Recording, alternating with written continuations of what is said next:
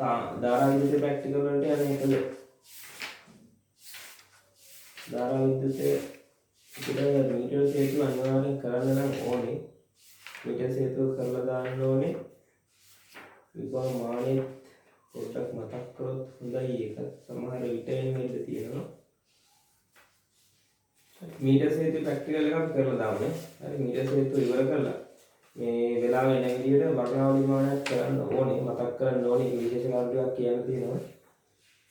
හරි මීටර් හේතුව ප්‍රැක්ටිකල් එක මතක් කරගමු බලන්න. හරි මීටර් හේතුව ප්‍රැක්ටිකල් එක හරි මුලින්ම බලමු මීටර් හේතුවේ මූලික සංකල්පය මොකක්ද කියන්නේ. හරි එතකොට දැන් මෙන්න මේ වගේ දෙයක් නැති හරි කට්ටියටම ඇහෙනව නේද? මම හෙඩ්සෙට් එක නම් දාගත්තේ නෑ. සවුන්ඩ් එකේ මොකක් හරි ඇහෙන්නේ නැති ගතියක් තියෙනවා කියන්නේ. හරි හෙඩ්සෙට් එක දාගෙන නෑ. හරි මෙන්න මේක දෙයක් තියෙනවා. හරි දැන් මීටර් හේතුව මතක් කරගන්න. මීටර් හේතුවේ මම විශේෂ කරුණු ලියා ගන්න දෙනවා. නිකන් මතක් කරගන්න මෙන්න මේ කරුණු ටික තියෙන එක. හරි ඔයාලත් යම් ප්‍රමාණයකට දැන් ඒ ටික මතකයිනේ. හරිද?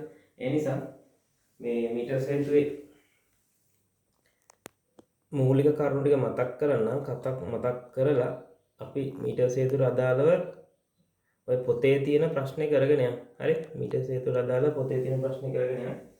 හරි මෙන්න මෙහෙම දෙයක් නෙදී. දැන් අපි ගත්තොත් එහෙම මීටර් හේතුවේ භාවිත වෙන මූලධර්ම මොකක්ද කියලා අහුවොත් එහෙම අපිට කියලා තියෙන්නේ මොකද්ද? කියන්න තියෙන්නේ වීස්ටන් හේතු මූලධර්ම තමයි පාවිච්චි වෙන්නේ. හරිද? හරි ඒතකොට වීස්ටන් හේතුවට අදාළව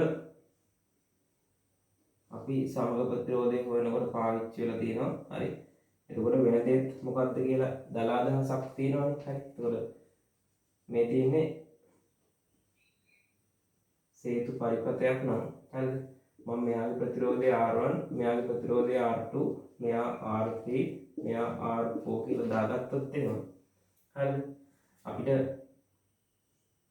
මෙන්න මේ වගේ අවස්ථාවක් ගත්තොත් හරි මේ තියෙන්නේ කෝෂයක්. හරි මෙන්න මේ වගේ අවස්ථාවක් ගත්තොත් හරි අපිට මැද ප්‍රතිරෝධකයක් තියෙනවා නම් හරි මම මෙතෙන් x කියලා දාගත්තොත් මම මෙතෙන් y කියලා දාගත්තොත් හරිද? එතකොට මූලික විදිහට මෙයාගේ R1 ට R2 අනුපාතයයි R3 ට R4 අනුපාතයයි සමාන නම් හරි මම මොකද කරන්න පුළුවන්? හරි මට මෙන්න මේ කියන ප්‍රතිරෝධකය අයින් කරලා දාන්න පුළුවන්. හේතුව මොකද්ද? අන්න ඒ ප්‍රතිරෝධකයන් හරහා ධාරාවක් ගන්න නැති සංසිද්ධිය. හරි ඔබ ඉතින් හරි R1 ට R2 R3 ට R4 අනුපාතය සමාන වෙනවා නම් ඕ R1 ට R3 අනුපාතය R2 R4 අනුපාතයට සමාන වෙනවා. මේ මැද තියෙන එක අයින් කරන්න පුළුවන්. හරියට. ඒතර ඒ තර්කය තමයි අපි දන්නවා මේ අනුපාතය හරියටම සෙට් වෙනවා නම් x වල විභවයයි y වල විභවයයි හරියටම සමාන වෙනවා. හරි x වල විභවයයි y වල විභවයයි හරියටම සමාන වෙනවා. එතකොට අපිට කියන්න පුළුවන් මොකද්ද? R1 බෙදීම R3 කියන එක නා R2 බෙදීම R4 ට සමානයි. හරිද? හරි එතකොට අපි දන්නවා මේ මැද ප්‍රතිරෝධකය හරහා ධාරාවක් ගන්න නැති හන්දා මෙතන ධාරාව I1 නම් මෙයා හරහා ධාරාවත් I1 වෙන්න ඕනේ. මෙයා හරහා ධාරාව I2 නම් මෙයා හරහා ධාරාවත් I2 වෙන්න ඕනේ. මොකද මේ මැද ප්‍රතිරෝධකය හරහා ධාරාවක් ගන්න නැති අවස්ථාවකදී. හරිද? එතකොට අපිට පුළුවන් මේ මැද ප්‍රතිරෝධකය හරහා ධාරාවක් ගන්න නැති අවස්ථාවේදී හරි මෙන්න මේ අනුපාත දෙක හරියටම සමාන වෙනවා නම් අපිට මෙතෙන්න මේක රීප්ලේස් කරන්න පුළුවන් මොකකින්ද? ගැලනෝමීටර් එකෙන් රීප්ලේස් කරන්න පුළුවන්. හරි අයින් කළා දැම්මම පස්සේ අපිට ගැලනෝමීටරේ ධාරාවක් නොගන්න අවස්ථාව හොයාගත්තාම හරි මේ අනුපාත දෙක හරියටම සමාන වෙනවා කියලා තීරණය කරන්න පුළුවන්. හරි ඕකනේ කතාව. එතකොට හරිද? එහෙනම් අපි මේ ප්‍රතිරෝධ හතරෙන් හරියටම අපි තුනක් දන්නවනම් පළවෙනිය දන්නවනම් හරිද? දෙවෙනිය දන්නවනම් මේ හතරවෙනියත් දන්නවනම් අපිට නොදන්න ප්‍රතිරෝධයක් තිබ්බොත් එහෙම දන්න ප්‍රතිරෝධ තුනක අනුපාතයෙන් නොදන්න ප්‍රතිරෝධයක් හොයාගන්න පුළුවන්. එතකොට මේ වීස්ටන් හේතු මූලධර්මයේ කතන්දරේ තමයි හරිද? මෙන්න මොකක්ද දන්න ප්‍රතිරෝධ තුනක් තියෙද්දි නොදන්න ප්‍රතිරෝධයක් හොයාගන්න පුළුවන් මේ අනුපාත ටිකත් එක්ක. හරි. ඔක තමයි කතාව. හරි. ඒතර මෙන්න මේ කියන මූලධර්මය තමයි මොකක් දක්වා වර්ධනය කරලා තියෙන්නේ. හරි මීටර් හේතුවක් දක්වා නොදන්න ප්‍රතිරෝධයක් හොයාගන්න පාවිච්චි කරන උපකරණයක් දක්වා වර්ධනය කරලා තියෙනවා. හරි. ඒක තමයි තේරුම් ගන්න තියෙන්නේ. හරිද? හරි. එතකොට මේකේ පොඩි වෙනසක් කරලා දෙනවා මෙන්න මෙහෙම එකක්. හරිද? දැන් මේකේ අපි කොහොමද දන්නවා මෙතන R1 ප්‍රතිරෝධකයක් තියෙනවා R2 ප්‍රතිරෝධකයක් තියෙනවා ඒකවල නොදන්න ප්‍රතිරෝධ හොයන්න යනකොට අපිට හැම වෙලේම මොකක් ඕන වෙනවද? අපිට මේ ඕන වෙනවා දන්න ප්‍රතිරෝධ තුනක්. හරි. එහෙනම් දන්න ප්‍රතිරෝධ තුනක් අවශ්‍ය වුණාම ටිකක් වැඩේ සංකීර්ණ වෙනවා. හරි. වැඩේ ටිකක් සංකීර්ණ වෙන හින්දා අපිට දන්න එක ප්‍රතිරෝධයකුයි නොදන්න එක ප්‍රතිරෝධයකුයි සහ තවත් මොකක් හරි යාන්ත්‍රණයක් සකස් කරගත්තොත් මෙන්න මේ R3 සහ R4 අනුපාතය හොයාගන්න පුළුවන් වෙන විදියට. හරි. දැන් මම කියන්නේ මෙන්න මේකේ හරස් ගුණිතය දාලා මේකේ හරස් ගුණිතය දෙමුත් එහෙනම් අපිට ආය ප්‍රකාශනයක් හදාගන්න පුළුවන්. R1 බෙදීම R2 සමානයි R3 බෙදීම R4. එතකොට මීටර් සේතුවේ මූලික විදිහට ගාණක් අහනකොට සමහර විට මීටර් සේතුව එන්න කලින් මෙන්න මේ මීටර් සේතුව මුල් දාන මේ අනුපාත ටික නිවැරදිව ගැලපෙනවා කියලා පෙන්වා ගන්න කියලා කතාවක් කියනවා. හරිද? එතකොට මොකද කරන්නේ? ගැලවෝමීටර් හරහා ධාරාවක් ගන්න නැති හන්දා R1 හරහා ධාරාවයි R2 හරහා ධාරාවයි සමානයි කියලා අරගෙන හරිද? මෙයා හරහා පවතින විභව බැස්ම මෙයා හරහා පවතින විභව බැස්මට සමානයි කියලා ගන්න පුළුවන්. මෙයා හරහා පවතින විභව බැස්ම මෙයා හරහා පවතින විභව බැස්මට සමානයි කියලා ගන්න පුළුවන්. හරි. ඇත්තටම ගත්තොත් හරි මෙයා හරහා පවතින විභවාන්තරයයි මෙයා හරහා පවතින විභවාන්තරයයි සමානයි. හරි. හරි ඒ විදිහට මෙන්න මේ සමීකරණය උත්පන්න කරගන්න පුළුවන් කර්චොෆ් දාලා. හරිද? ඔය කර්චොෆ් දානකොට මෙන්න මේ ගැලවෝමීටර් හරහා ධාරාවක් ගන්න නැති නිසා. හරිද? එහෙනම් හරස් ගුණිතය දැම්මම මට 1:2 අනුපාතය 3:4 අනුපාතයට සමානයි කියලා ගන්න පුළුවන්. හරිද? එහෙනම් අපිට මෙන්න මේ තියරේ පාවිච්චි කරලා මීටර් සේතුව හදන්නකොට පොඩි වෙනසක් කරනවා. ඒ වෙනස තමයි මෙන්න මේ R3 සහ R4 කියන ප්‍රතිරෝධ දෙක වෙනුවට අපි මොකක් පාවිච්චි කරනවද? කම්බියක් පාවිච්චි කරනවා. හරි. හිතන්න කම්බිය මේ වගේ එකක් කියලා. හරි. මම මෙතන කම්බියක් දානවා. හරි. මේ සම්පූර්ණ ප්‍රතිරෝධය වෙනුවට හරි ප්‍රතිරෝධක කම්බියක් දානවා. හරි. එහෙනම් මේ තියෙන කිසියම් ප්‍රතිරෝධ නියත ඒකක දීර්ඝ ප්‍රතිරෝධයේ නියතයක් වන කම්බියක්. හරි. මේ වගේ කම්බියක් දාලා මට පුළුවන් මොකක් හරි මෙන්න මේ ස්පර්ශකය තුළ මේ හැමතැනම ස්පර්ශ කරගෙන යන්න. හරි. එතකොට මේ කම්බියට මම ගන්නේ කොච්චර දිග කම්බියක්ද? සෙන්ටිමීටර් 100ක් දිග කම්බියක්. හරිද? සෙන්ටිමීටර් 100ක් දිග කම්බියක් අරගෙන මේ R2 සහ R3 සහ R4 කියන ප්‍රතිරෝධ දෙකම රීප්ලේස් කරලා දානවා. හරි. ඒ වෙනුවට දානවා කම්බියක්. හරිද? අරගෙන මෙතෙන් ස්පර්ශකය අතුරක් දෙනවා. එතකොට මේ ස්පර්ශකය අතුර මට හැමතැනම ස්පර්ශ කරලා අදාළ ප්‍රතිරෝධ අනුපාතයක් ගන්න පුළුවන්. හරි. අපි දන්නවා එතකොට R සමානයි කවුද? rho L බෙදීම A. හරි. ඔන්න මේ තියෙන මොකද ප්‍රතිරෝධක කම්බියක ප්‍රතිරෝධය සඳහා ප්‍රකාශනය. R සමානයි rho L බෙදීම A. හරිද? එහෙනම් එතන rho කියන්නේ මොකද්ද? ප්‍රතිරෝධකතාවය. ඒ කියන්නේ හරස් කළ වර්ගඵලය. එහෙනම් මෙන්න මේ යොදා ගන්න කම්බියට ඒකාකාර හරස් කරක් තියෙනවා නම් මට ගන්න පුළුවන් කවුද? R අනුලෝම සමානුපාත කියලා කාටද? L කියලා. හරිද? එහෙනම් අපි මෙතන ඉඳන් මෙතෙන්ට තියෙන දිග මම L කියලා ගත්තොත් එහෙම හරිද? එහෙනම් මට මෙන්න මේ දිග ගන්න පුළුවන් කොච්චරක් කියලාද? 100 ඍණ L කියලා. ඒ හේතුව මම ගත්තේ කොච්චර දිග කම්බියක්ද? මීටරයක් දිග කම්බියක්. හරි. මීටර දෙකක් දිග කම්බියක් ගත්තාම එක පැත්තක් කෙල්ලන් අනිත් පැත්ත 100 ඍණ L.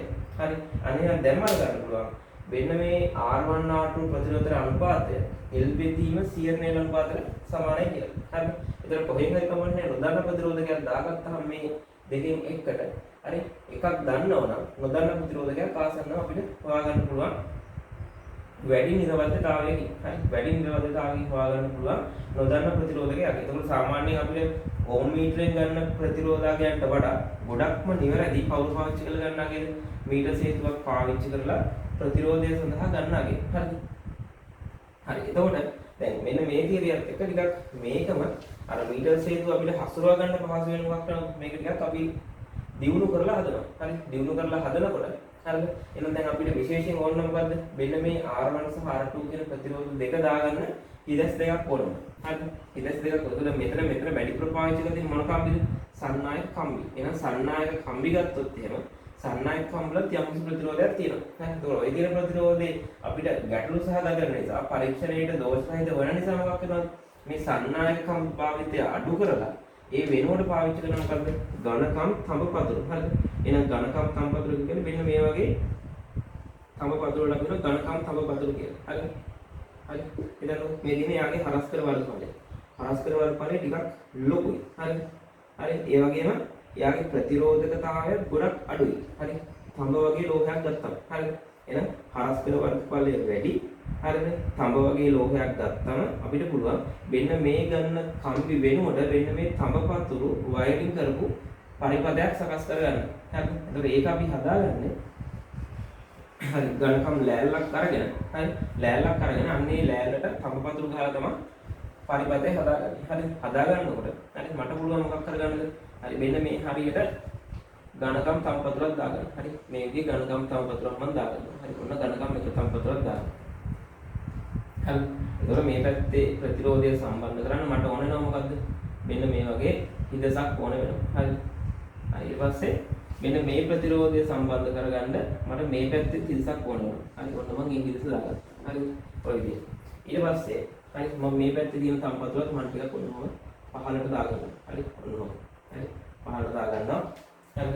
එහෙනම් මේ පැත්තෙත් මම මේ තඹපතුර මෙන්න මේ විදිහට නවලා මෙන්න මේව සකස් කරගන්න. හරිද? එතකොට අපේ මීටර් විභව මධ්‍ය සින්ටුන්නේ ගැලනෝමීටර් සම්බන්ධ කරනකොට එන්න එක අග්‍රයක් මෙන්න මෙතෙන්. හරිද? ඊට පස්සේ මට පුළුවන් මෙන්න මේ තියෙන මීටරයක් දෙක කම්බිය මෙතන ඉඳන් මෙතෙන් සම්බන්ධ කරන්න. හරිද? හරි මේ විදිහට මෙතෙන් සම්බන්ධ කරන්න පුළුවන්. එතකොට මම මේක අයින් කරලා හරිද? මොකක් කරනවද? මෙතන ඉඳන් අතෙන්ද අර තිබ්බ කම්බිය සම්බන්ධ කරනවා. මීටරයක් දිග කම්බිය. හරි මෙතෙන්ට සම්බන්ධ කරනවා. හරි. ළඟ විදිහට ආවනේ එතකොට හරි. මේ දෙපැත්තේ තියෙන විද්‍යුත් දාමක බලය සම්බන්ධ කරනවා. වෙන මේ දෙපැත්තට සම්බන්ධ කරන්න පුළුවන්. හරි. ඔන්න ඔය විදිහට සම්බන්ධ කරනවා මොකද්ද? අපේ විභවාන්තරය. හරි කෝෂය සම්බන්ධ කරනවා. හරි කෝෂය සම්බන්ධ කරනවා. ඊළඟට ගැලනෝමීටරයක් මම පොඩි ආරක්ෂක උපක්‍රමයකට එක්ක ස්පර්ශක යතුරක් මෙතන සම්බන්ධ කරනවා. හරි මේ තියෙන ස්පර්ශක යතුර. හරි ස්පර්ශක යතුර. හරි මෙන්න මේ වගේ. එතකොට මෙතන අංක ප්‍රතිරෝධකයක් දාගන්නවා. හරිද? මෙන්න මේ විදිහට මෙයා R1 කියලා ගන්න පුළුවන්. හරිද? මෙතන දාන ප්‍රතිරෝධකය මට දාගන්න පුළුවන් R2 කියලා. හරිද? එහෙනම් වෙන මීටර සේතු කම්බිය දිනනවා. මේ කම්බිය දිගේ දුර අපිට ගන්න පුළුවන් මීටර් එකක් දිග කම්බියක්. හරිද? ඊට පස්සේ මෙතන දාලා දෙන මොකද්ද? කෝෂයක් තියෙනවා. හරි? කෝෂයක් තියෙනවා. හරි? ඊට පස්සේ මේක අවශ්‍ය වෙලාවට අපිට පුළුවන් මොකක් කරගන්නද? ස්විච් එකක් දාගන්න පුළුවන්. මේකට තේන යතුරක් දාන්න පුළුවන්. ටකන යතුරක් දාගන්නත් පුළුවන්. හරි? තේන යතුරක් දැම්මත් ප්‍රශ්නයක් නැහැ. ටකන යතුරක් දැම්මත් ප්‍රශ්නයක් නැහැ. හරි? ඊට පස්සේ මෙතන මට අවශ්‍ය නම් තව දාගන්න පුළුවන් මොකද්ද? විචල්්‍ය ප්‍රතිරෝධකයක් දාගන්න පුළුවන්. හරි? විචල්්‍ය ප්‍රතිරෝධකයක් කියලා කියන්නේ හරි අපිට ධාරා නියාමකයක් දාගන්න පුළුවන්. අවශ්‍ය නම් මේකේ මේ ධාරාව ලොකු ධාරා ගන්න නැතුව පාලනයක් සහිතව ධාරාවක් ඇති කරගන්න. හරි මේක අත්‍යවශ්‍යම නෑ. හරි. දාල විදිහට අපිට මේ වගේ ඇටුමක් හදාගන්න පුළුවන්. හරි. එහෙනම් මීටර් සේතු. හරි. ඊළඟට හරි. ඔන්න ඔය විදිහට. හරි ඊට පස්සේ මේ ගැලනෝමීටර විතරනේ මේ ගැලනෝමීටර ගොඩක් සංවේදී ගැලනෝමීටරයක් ගන්න. හරි. ලොකු ධාරාවක් ගාන ගියොත් එහෙම වුණා මෙයා පිළිසෙන්න පුළුවන්. ඒ නිසා මොකක් කරනවද? වෙන්න මේ ගැලනෝමීටරයට ආරක්ෂක උපක්‍රමයක් සෙට් කරන්න ඕනේ. හරි. ඒතකොට ආරක්ෂක උපක්‍රමය කියලා අපි ගන්නෙ ගැලනෝමීටරයට ශ්‍රේණිගතව දානවා. මොකද්ද? මෙන්න මේ වගේ විශාල ප්‍රතිරෝධකයක් දානවා. සාමාන්‍යයෙන් කිලෝ 3ක් එහෙම නැත්නම් 4ක් වගේ තියෙන ප්‍රතිරෝධකයක් දානවා. හරි. දාලා හරි මොකද්ද කරන්නේ? අපි එයාටත් සමාන්තරගතව දානවා මොකද්ද? තවත් පේන යතුරක්. හරි. තවත් පේන යතුරක් දානවා. ඒතර අවශ්‍ය වෙලාවට පුළුවන් මොකක් කරගන්නද? මෙන්න මේ පේනුව වහලා අපිට මේ ප්‍රතිරෝධය ලුවත් කරගන්න. හරිද? ඒතර අපි හිතන්නකෝ මේ පේනුව වැහුවා කියලා කියන්නේ දෙපැත්ත ෂෝට් වෙනවා. මෙයාගෙන් වැඩක් නැතුව වෙනවා. මේ පේනුව යතුර විවෘත කරා කියලා කියන්නේ ධාරාව ගන්න මෙන්න මේ විශාල ප්‍රතිරෝධකය හරහා. හරිද? එහෙනම් වෙන්න අපිට දැන් සාමාන්‍යයෙන් ආරක්ෂක උපක්‍රමයකට එක්ක තමයි පරිපතය සම්පූර්ණ කරන්න ඕනේ. හරි. එහෙනම් මෙන්න මේවා ඝනකම් සමපදු. හරිද? හරි මේ දන්න නොදන්න ප්‍රතිරෝධකය මෙතන දන්න ප්‍රතිරෝධකය නැත්නම් ප්‍රතිරෝධ පෙට්ටිය. හරි. මීටර සේතු කම්බිය මීටරයක් දිගයි. එහෙනම් මේ පැත්ත L දිගක් වෙනවා නම් අනිත් පැත්ත මොකක් වෙනවද? 100 රින L දිගක් වෙනවා. හරිද? අමාරු දෙයක් නෙවෙයි සරල කතාවක් තියෙනවා. හරි. හැබැයි හරි විශේෂයෙන් ඔය ලකුණු තේරුම ලකුණු ගන්න නම් ස්ට්‍රක්චර් එකේ එක අහලා තියෙන ඒවාට හරි හොඳ අවබෝධයකින් හොඳ උත්තරයක් ලියුවොත් තමයි ලකුණු 10කටම යන්න පුළුවන්. ඒතර මৌলিক කරුණු ටිකක් හොඳටම දැනගන්න ඕනේ. හරි. හරි. එහෙනම් අපිට දැන් මූලික ඇටවුමත් එක්ක හරි සාමාන්‍ය වෙන මෙතන කෝෂයක් ගන්නවා. හරි වෙන මෙතන කෝෂයක් ගන්නවා. මේකට අපි කියනවා මීටර් සේතුවල පාවිච්චි කරන හරි ලෙඩම් ඇකියුමුලේටරයක් තියෙන සාමාන්‍ය වෙන්න මේ වගේ කෝෂයක් අපිට වෝල්ට් 2ක් 3ක් විතර වගේ. හරි වෝල්ට් 2ක් වෝල්ට් 3ක් වගේ උනාට ගැටලුවක් නැහැ. හරි මේ වගේ විභවාන්තරයක් ප්‍රමාණවත් වෙනවා. හරි මොකද මෙතන ඕන වෙලා තියෙන්නේ මොකද්ද? වෙන්න මේ දෙපැත්තට හරි මෙන්න මේ දෙපැත්තට විභවාන්තරයක් සැපයීම විතරම තමයි මෙන්න මේ කෝෂයේ අවශ්‍යතාවය. හරිද? මොකද විභවාන්තරයක් නැතුව මේකේ ධාරාවක් ගලන්නේ. හරි ධාරාවක් ගැලුවොත් තමයි මොකක් වෙන්නේ? මෙන්න මේ ගැලනෝමීටරය හරහා ධාරාවක් නොගලන අවස්ථාව පරීක්ෂණයේදී හොයාගන්න වෙන්නේ. එතකොට දැන් අර කලින් හදපු රූපෙත් එක්ක ගැලනෝමීටරය හරහා ධාරාවක් ගලන්නේ නැහැ කියන එකේ අදහස මොකද්ද? R1 ප්‍රතිරෝධකයගේ R2 ප්‍රතිරෝධකයගේ අනුපාතය සමානයි. L ට C රියල් අනුපාතය සමානයි. හරි ඔය අනුපාතය හොයාගන්න නම් ධාරාවක් නොගලන අවස්ථාව හොයාගන්න. හරි ධාරාවක් නොගලන වන අවස්ථාවේදී මෙන්න මේ x ලක්ෂ විභවයයි මෙතන අපි සටහන් කළොත් y ලක්ෂ විභවය එකිනෙකට සමාන වුණාම හරි එහෙනම් විභව සමාන ලක්ෂ දෙකක් ඇති කරගන්න නම් හරිද විභව සමාන ලක්ෂ දෙක විභවය සමානද කියලා බලන්න නම් මොකක් කරන්නද දෙපැත්තට විභවාන්තරයක් අනිවාර්යෙන් දීලා තියෙනවා හරිද එහෙනම් මෙතෙන් අපි දැම්මොත් එහෙම ටිකක් බහැපු කෝෂයක් නැත්නම් විසර්ජනය වෙච්ච කෝෂයක් අපිට සමහර විට වෙන්න පුළුවන්ද මොකක් වෙනවද කුඩා විභවාන්තරයක් දාපු ගමන් මෙන්න මේ වගේ බොරු පාඨාංක පෙන්වන්න පුළුවන්. මොකද ඇත්තටම ධාරාවක් නැති අවස්ථාවකදී මොකක් වෙනවද? මෙයාගේ පාඨාංකය බිඳුවක් කියලා පෙන්වන්න පුළුවන් මේ පරිපථයේ ධාරාව ගන්න නැත්තම්. හරි.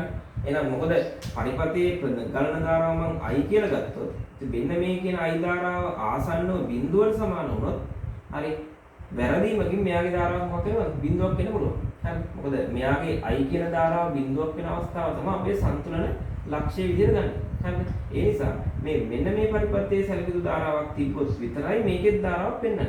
හරිද?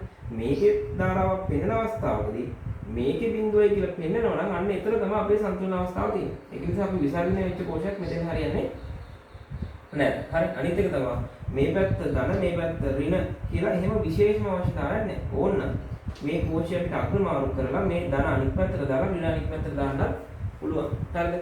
ඔන්න ඕක තමයි මූලික විදිහට වෙන්නේ. හරිද? මම කතා කරන ඒවාගේ අපහැදිලි නම් කියන්න. හරි. හෙඩ්සෙට් එක මම දාලා නැහැ. හරි. නිකන් ඔය මයික් එකකින් කියනකොට ඒක ඇහෙන්නේ නැත්තම් පොඩ්ඩක් මට කියන්න.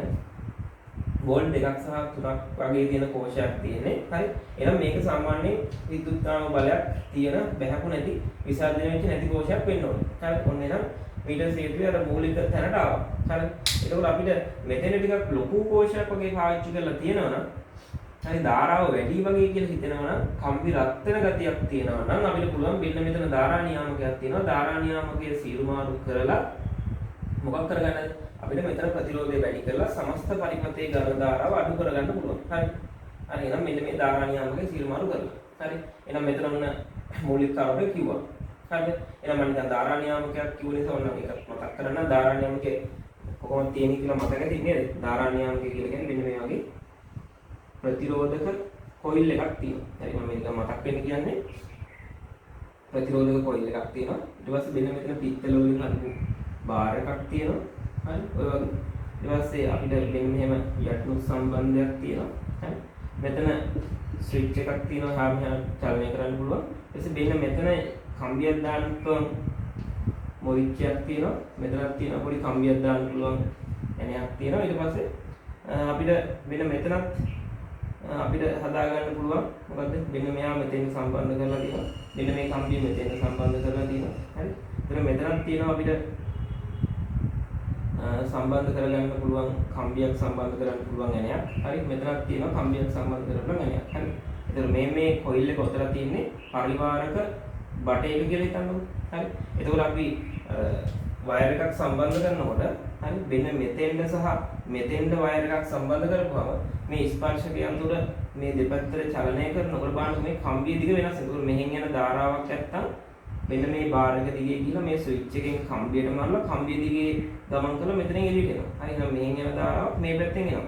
හරි. ඒතර හොඳට බලන්නකෝ. නිකන් ඔය විභාගයට අහලා දේවල් සමානයි. එක වයර් එකක් මෙතෙන්ට දාලා අනිත් වයර් එක මෙතෙන්ට දැම්මොත් අපිට මේ ධාරා නියමකයෙන් වැඩක් වෙන්නේ නැහැ. ඇයි හේතුව? මේ සන්නායක පතුලක් තියෙන එක. හරි. මේ පැත්තයි මේ පැත්තයි සම්බන්ධ කරපුවම ආයේ මේකේ වැඩක් නැහැ. හරි. එහෙම. ඊට පස්සේ ඕනනම් අපිට පුළුවන් මෙහෙම. එක වයර් එකක් මෙතෙන් දාලා අනිත් වයර් එක මෙතෙන් දාන්න පුළුවන්. ඒකෝර මෙහෙන් යන ධාරාව එහා පැත්තෙන් පිටවෙන පුළුවන්. ධාරාව ගමන් කරන මාර්ගය තමයි මෙන්න මේ පිත්තල බාර් එක දිගේ ගියා. ඊට පස්සේ මේ කොයිල් එක දිගේ ගමන් කරා. හරි. ඊට පස්සේ එහා පැත්තෙන් එළියට ආවම කොයිල් එක දිගේ ගමන් කරන දුර වෙනස් කරන්න පුළුවන් මේ යතුරු සීරුමාරු කිරීම වගේ. හරි. ඒතර අර ධාරා නියාමකයක ප්‍රතිරෝධය විචලනය කරන්න පුළුවන් වෙන විදිහට අපිට සම්බන්ධ කරන්න කියලා කිව්වොත් එක්කෝ වයර් සම්බන්ධ කරන්නේ හැම වෙලේම එක්කෝ මේ ඉහළ කියලා මෙන්න මේ කතිරයක් විදිහට මේ කෙලවර සහ එහා පැත්තේ කෙලවර. එක්කෝ මෙතෙන්ද එක්කෝ මෙතෙන්. හරි.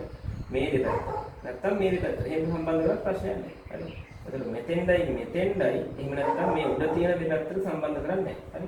සම්බන්ධ කරන්නේ නැතුව සම්බන්ධ කරන විදිය. නිකන් හිතුමාට සම්බන්ධ කරන්නේ නැතුව හරි අපි නිකන් පරිපතේ දීලා හිටන් මේක සම්බන්ධ කරන්න කියලා දුන්නොත් එහෙම වයර් ටික අහුරන්න කියලා දුන්නොත් ඔන්න විශේෂයෙන් මතක් කරගන්න මෙන්න මේක සම්බන්ධ කරනකොට හරි එකම සන්නායකයේ දෙපැත්තට සම්බන්ධ නොවන විදිහට තමයි සම්බන්ධ කරන්න ඕනේ. හරි. අමතරව ගියේ මතක් වෙන්නේ. හරි. ධාරානියාමකයේ සම්බන්ධයක් තිබුණා. හරි. ඔන්න එහෙනම් මීටර් ශේත්‍රයේ මූලික කරුණු ටික ඉවරයි. හරි. එහෙනම් මේ කෝෂයේ සාමාන්‍ය වෝල්ට් 2ක් 3ක් වගේ වෙන්න ඕනේ කියලා. නියත විදුලිකාමක බලයක් තියෙන කෝෂයක් වීම අත්‍යවශ්‍ය නැහැ. හරි. එහෙම එකක් නැහැ. මොකද විභවමාන තමයි මේක නියත විදුලිකාමක බලයක් වෙන්න ඕනේ. හරිද? මේකෙදී එහෙම ප්‍රශ්නයක් වෙන්නේ නැහැ. මොකද ධාරාවක් තිබ්බොත් හොඳටම ඇති විභවාන්තරයක් සපයුම ඇති. අබ්ද මාරුණා කියලා කිසිම ප්‍රශ්නයක් වෙන්නේ නැහැ. හරි. ඊට පස්සේ මෙතන ගන්නවද මොකද? ඝනකම් තඹපතුරු. ඝනකම් තඹපතුරු ගත්තාම මෙයාලගේ ප්‍රතිරෝධය ගොඩාක් අඩු වෙනවා. එහෙනම් අඩු ප්‍රතිරෝධයක් තියෙනවා කියලා කියන්නේ මෙන්න මේ සන්නායක පතුරු වල ප්‍රතිරෝධය මේ R1 සහ R2 වල සිදු කරන බලපෑම මොකක් වෙනවද? අඩුයි. ඒ නිසා මේ ප්‍රතිරෝධය නොසලකා හරින්න පුළුවන්. හරි. ඔන්න කතාව. හරි. ඊට පස්සේ මෙතන ගැලනෝමීටරයක් තියෙනවා. ගැලනෝමීටරෙන් අපි බලන්නේ මොකද්ද? හරි ගැලනෝමීටරේ මැද බිඳු ගැලනෝමීටරයක් වෙන්න ඕනේ. එතකොට ගැලනෝමීටරේ මැද බිඳු එකක් වුණාම අපිට ධාරාවේ දිශාව තීරණය කරන්න පුළුවන් කොයි පැත්තටද තියෙන්නේ කියලා. ධාරාවේ දිශාව හොයාගන්න පුළුවන්. හරි. ඒකෝට ඒකේ පාඨාංක තියෙන්නේ මෙන්න මේ මැද බිඳුවක් වෙන තියෙන ඔන්නම තියෙන. හරි. ගලන දිශාව තීරණය කරන්න පුළුවන්. හරි. ඊට පස්සේ හරි. ප්‍රතිරෝධයක දාන්න හිදස් දෙකක් තියෙනවා. අපිට මෙතන දාන්න ප්‍රතිරෝධය සහ නොදාන්න ප්‍රතිරෝධය දාගන්න පුළුවන්. හරි. ස්පර්ශක යතුර තියෙනවා. ස්පර්ශක යතුර අපිට මේ කම්බිය දිගේ තැනින්තරට ස්පර්ශ කරන්න පුළුවන්. හරි. කම්බිය දිගේ ඇදගෙන යෑමක් සිදු කරන්නේ නැහැ. මොකද ඇදගෙන ගියොත් එහෙම කම්බිය පළුදු වෙන්න පුළුවන්. හරි. පළුදු වුණොත් එහෙම මොකක් වෙනවද? කම්බියේ ඒ වෙනස් වෙන්න පුළුවන්. හරි. කම්බියේ ඒ වෙනස් වෙන්න පුළුවන්. කම්බියේ ඒ වෙනස් වුණොත් අපි හැබැයි මේකේ තීරයක් විදිහට ගන්නවා මොකද්ද? ප්‍රතිරෝධය අනුලෝම සමානුපාතය කියන කම්බිය දිගට. හරි. නමුත් ඒව වෙන්න නම් ඒ නියත වෙන්න ඕනේ. අනිත් එක මොකක්ද? හරි. රෝ කොහොමද නියත එකම වර්ගයේ කම්බියක් නිසා. හරි. හරි. එහෙනම් ඒකාකාර කම්බියක් තමයි ගන්නෙ. හරි. කම්බිය ගන්නෙ අපි දන්නවා කොන්ස්ටන්ට් කියන මිශ්‍ර ලෝහයෙන් හදලා තියෙන්නේ. හරි. එතකොට මෙන්න මේ කම්බිය හදලා තියෙන ද්‍රව්‍යයේ විශේෂ ලක්ෂණයක් තමයි මොකද්ද? ප්‍රතිරෝධයේ උෂ්ණත්ව සංගුණකය අඩුයි. අනිත් එක මොකද්ද? ප්‍රතිරෝධයේ උෂ්ණත්ව සංගුණය අඩුයි. ප්‍රසාරණතාවය සාපේක්ෂව අනිත් ලෝහ වලට අඩුයි. හරි. ඒ නිසා මේකේ රත් වීමක් සිදු වුණත් දිගේ ලොකු වෙනසක් වෙන්නේ නැහැ. හරි. මීටර් 100 සෙන්ටිමීටර් 100 කියන එක ආසන්නව නියතකයක තියෙනවා. හරි. එහෙනම් ඔන්න ඔය කාරණා ටික තමයි මූලික ටික. හරිද? එතකොට ගැලනෝමීටරයේ ආරක්ෂාවට ශ්‍රේණිගතව විශාල ප්‍රතිරෝධකයක් දාලා තියෙනවා. හරි. අවශ්‍ය වෙලාවට ඒක රුපුවත් කරගන්නත් පුළුවන් වෙනවා. හරි. මූලික කරුණු ටික එතකොට ওই ටික තමයි. හරිද? හරි. මේවා එතකොට සන්නායක කම්බි. හරි. සන්නායක කම්බි. හරි. පුළුවන් තරම් මෙන්න මේ වගේ සන්නායක කම්බි හැකි තරම් කෙටි කරගන්න ඕනේ. හරි. ඒක මේ සම්බන්ධ කරන්න ගන්න කෙටිත් අපිට හිතුවක පරීක්ෂණයක නිර්වාධිතාවය වැඩි කරන්න හරි. මෙන්න මේ කම්බි මොකක් වෙන්න ඕනද? කෙටි වෙන්න ඕනේ. අනිත් එක තමයි මහත කම්බි වෙන්න ඕනේ. ඒකෝට එයාලගේ ප්‍රතිරෝධයත් අපිට අඩු කරගන්න පුළුවන්. හරි. ලොකු විදුලිකාමක බලයක් තියෙන කෝෂයක් පාවිච්චි කරන්නේ නැහැ. ඒකට හේතුව මොකද්ද? හරි. මේ කම්බි රත් වුණොත් එහෙම මේ කම්බි වල ප්‍රතිරෝධය වෙනස් වෙන්න පුළුවන්. මෙයාලගේ ප්‍රතිරෝධය වෙනස් වෙන්න පුළුවන්. හරි. පරීක්ෂණයේ ගණනය කිරීම වලට ගැටලු සහගත වෙන්න පුළුවන්. ඒ නිසා ලොකු විදුලිකාමක බලයක් ගන්න නැහැ. කම්බි රත් වීමක් සිද්ධ වෙන නිසා. හරි. ඔන්න එහෙනම් මීටර් ශේත්‍රයේ මූලික කරුණු ටික තමයි කිව්වේ. හරිද? එතකොට අපිට මේකෙත් ඕනනම් අපිට හිතන්න පුළුවන් මේකේ ආර්ථ දෝෂ දෙකක් තියෙනවා. හරි. මොකද අපි දන්නවා සාමාන්‍යයෙන් දැන් මේකේ මේ සෙන්ටිමීටර් 100ක් දිගක් තියෙන්නේ. හරි. ඒතර මෙතන අනුපාතය ගත්තොත් එහෙම R1 ට R2 අනුපාතය සමාන වෙනවා L බෙදීම 100 ගින L අනුපාතයට. හරි. ඕකනේ එතකොට මූලික අනුපාතය. හරි. එතකොට මෙතනත් අපිට පුළුවන් මේ කම්බිය දැන් අපි මේ පැත්තට පාස්සන්න ඕනේ. හරි. මේ කම්බිය මෙතෙන්ට පාස්සන්න ඕනේ. හරි. එහෙනම් පාස්සනවා කියලා කියන්නේ මොකක්ද වෙන්නේ? පාස්සනකොට සමහරට මොකක් වෙනවද? මේ කම්බියෙන් කොටසක් වැය වෙන්න පුළුවන් උණු වීම නිසා. හරි. සමහරට මේ පාස්සන තැන මොකක් වෙන්න පුළුවන්ද? මිශ්‍ර ලෝහයක් හැදෙන්න පුළුවන්. හරි. මිශ්‍ර ලෝහයක් හැදෙන්න පුළුවන්. හරි. මෙතන උණු වෙන්න පුළුවන්. අන්න එහෙම දෙයක් වුණොත් එහෙම හරි මේ කෙලවරේ දෝෂයක් එන්න පුළුවන්. හරි. අන්නේ දෝෂ අපි කියන මොකද්ද? ආන්ත දෝෂය. හරි. මෙතන වම් පැත්තේ කියලා මම ගන්නවා එහෙනම් අපි ඇල්ෆා බීටා කියලා ගමුකෝ. හරි. ඔව්. මෙතන ඇල්ෆා කියලා ගන්නම්. මේ පැත්තේ තියෙන ආන්ත දෝෂය බීටා කියලා ගන්නවා. හරි. එහෙනම් පොඩි ආන්ත දෝෂයක් එන්න පුළුවන්. ඒතර මේ ආන්ත දෝෂය කියලා කියන්නේ ඇත්තට මොකද්ද? දිගක්. හරි. ආන්ත දෝෂේ මාන මොකක්ද කියලා අහුවොත් මේක දිගක්. හරි. ඒක තමයි මාන. හරි. හරි. ඒතර ආන්ත දෝෂ බලපෑමක් වෙන්න පුළුවන්. දෙකලවරේම. හරි. අර විශේෂයෙන් දැනගන්න ඕන තමයි විභවමානය ගත්තොත් එහෙනම් විභවමානයේ තියෙන්නේ අපේ ආන්ත දෝෂය වම් පැත්තේ කෙලවරේ විතරයි. හරි. වමේ විතරයි ආන්ත දෝෂයේ බලපෑමක් එන්නේ විභවමානය සඳහා. හරි. නමුත් මීටර් සියයට නම් දෙපැත්තේ විභව ආන්ත දෝෂ බලපෑමක් එනවා. හරි. එතකොට එනවා. අපිට මෙන්න මේ වගේ තැනකදී ආන්ත දෝෂ බලපෑම සැලකුවොත් එහෙම හරි මෙතන L අපි නොමේ L1 කියලා. මෙයා L1 කියලා එහෙනම් L1 ධන ඇල්ෆා කියලා ගන්න පුළුවන්. 100 ඍණ L1 ධන බීටා කියලා ඔන්න ආන්ත දෝෂය සැලකුවොත් එහෙනම් මෙන්න මේ වගේ අමුතුවෙන් පද දෙකක් අපිට මේකට එකතු කරන්න වෙනවා. හරිද? ඔන්න ඕක තමයි තියෙන්නේ. හරිද? ආන්ත දෝෂ බලපෑම සැලකුවොත්. හරිද? එතකොට අපිට දැන් මේ අපිට විභාගෙදී නැත්තම් සිලබස් එකේ තියෙන මීටර් හේතු පාවිච්චි කරලා ලෝහයක ප්‍රතිරෝධී උෂ්ණත්ව සංගුණක වෙන පරීක්ෂණය හරි ලෝහයක ප්‍රතිරෝධී උෂ්ණත්ව සංගුණක වෙන පරීක්ෂණය නිසා අපිට අර ප්‍රතිරෝධ සංසන්දනය කිරීම ආන්ත දෝෂයේ සෙවීම කියන ඒවා විශේෂයෙන් කතා කරලා නැහැ. හරි කතා කරලා නැතුණා මම පොඩ්ඩක් මතක් කරන්න ආන්ත දෝෂي හොයන විදිහයි හරි ඒ කතා ටික. හරි ප්‍රතිරෝධ සංසන්දනය කරන විදිහ. එහෙනම් ප්‍රතිරෝධ දෙකක් සංසන්දනය කරන්න ඕන නම් සාමාන්‍ය විදිහට R1 R2 කියලා ප්‍රතිරෝධ දෙක මේ විදිහට දැම්මා. හරි දාලා. හරි ඒක පරීක්ෂණයේදී මිනුමක් ගන්න කලින් මුලින්ම මොකක් කරන්න ඕනද? හරි මේ පරීක්ෂණ ඇටුම හරියටම සකස් කරලා තියෙනවද නිවැරදිද කියලා චෙක් කරගන්න ඕනේ. හරි. හරි එහෙනම් අපි මොකක් කරන්නද මුලින්ම මෙන්න මේ අපි මෙතන කියන්නම්කො K1 යතුරු කියලා. K1 කියලා කියන්නේ පේන යතුරු. හරි මේ K2 කියලා කියන්නේ පේන යතුරු. හරි. එහෙනම් මම K1 යතුරු වහනවා. හරි K1 යතුරු වහලා ටකන යතුරක් ගන්න පුළුවන්. හරි તો ටකන යතුරු දරවල පේන යතුරු අතර වෙනසනේ. හරි K1 යතුරු වැහුවා.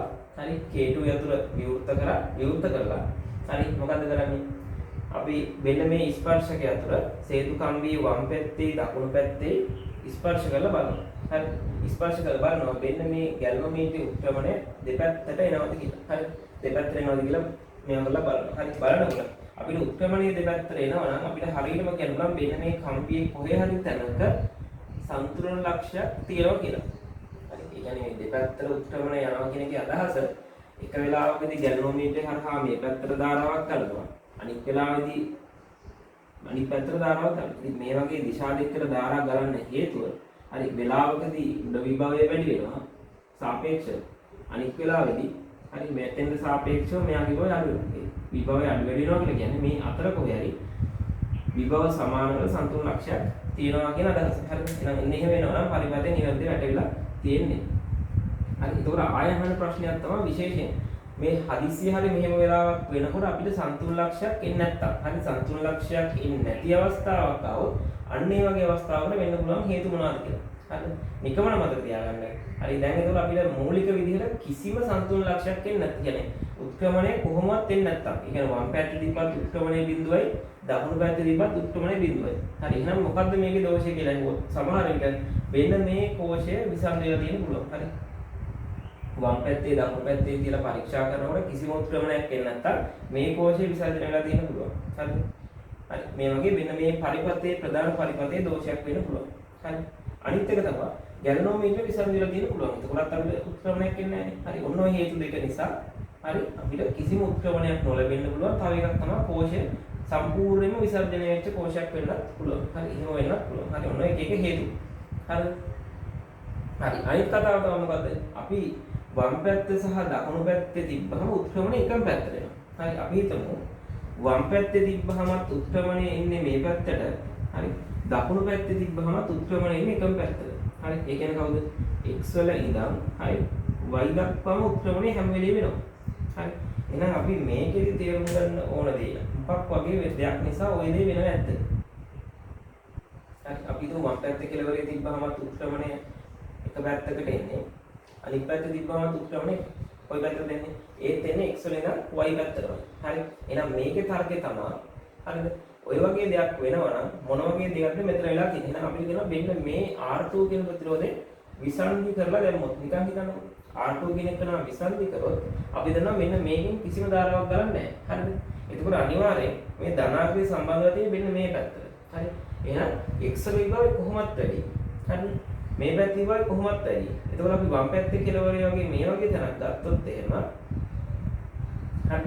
මේ වගේ තැනක් ගත්තොත් ධාරාව ගලන්න පුළුවන් කොහොමද? මෙහෙන් එන ධාරාව කොටසක් මේ උඩින් ගිහිල්ලා x වල ඉඳන් මොකක් කරනවද? ගැලනෝමීටරය හරහා මෙතෙන් එනවා.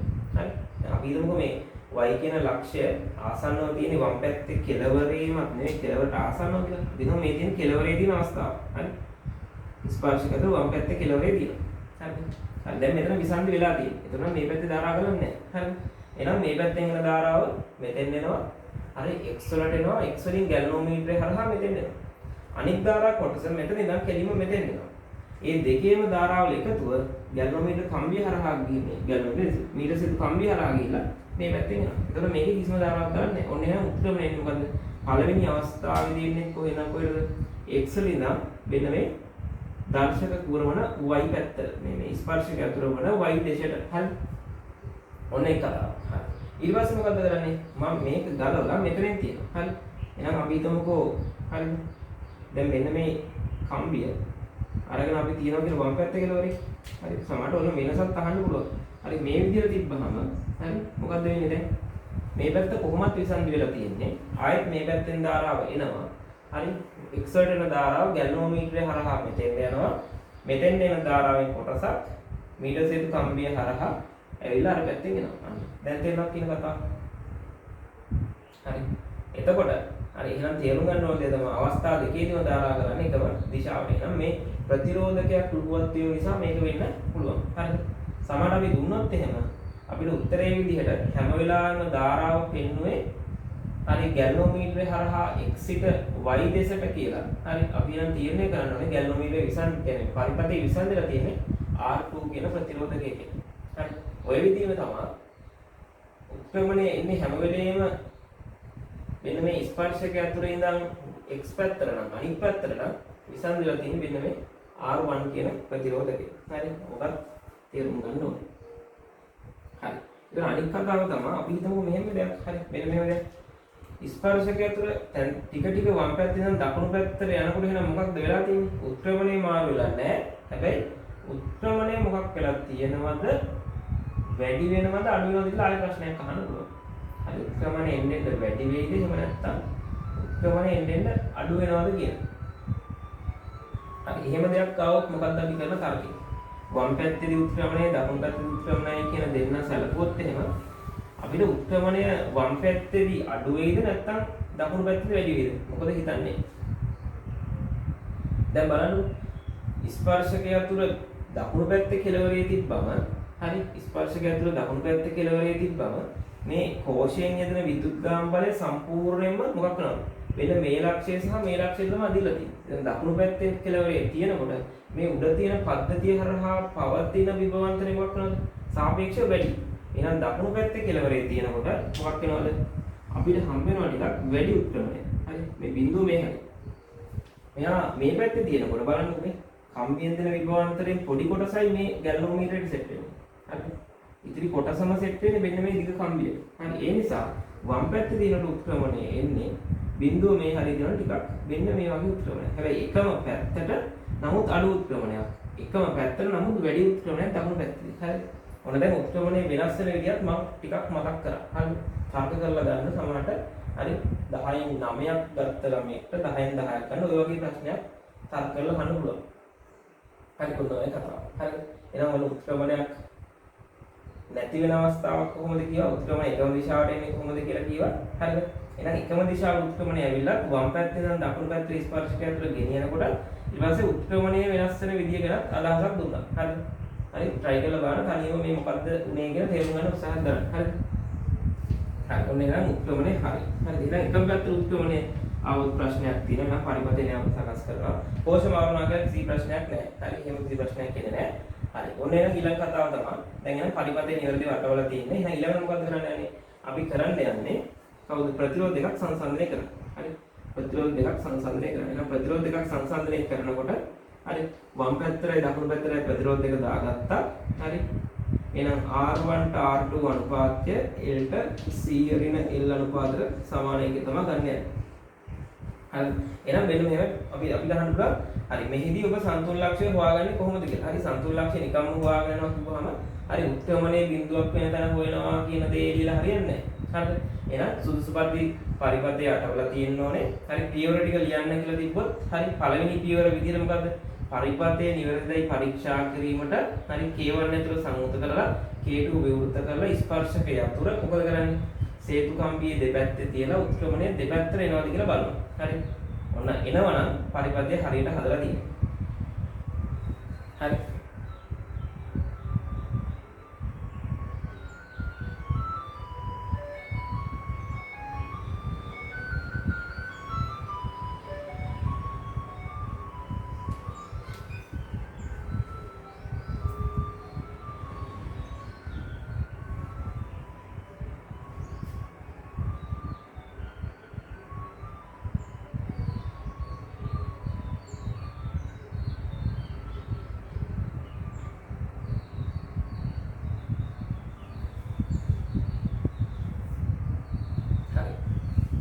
බලන්න හැමෝම ඉන්නවද කියලා.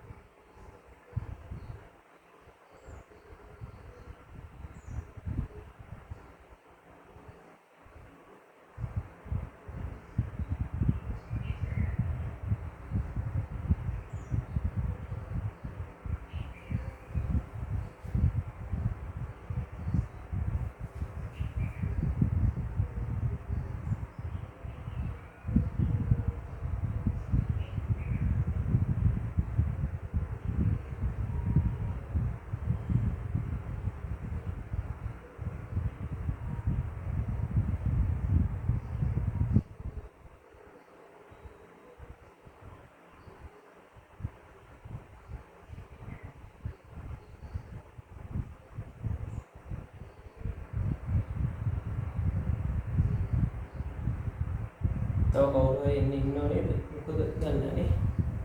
කලින් ඉඳන්ම හිටියේ නැද්ද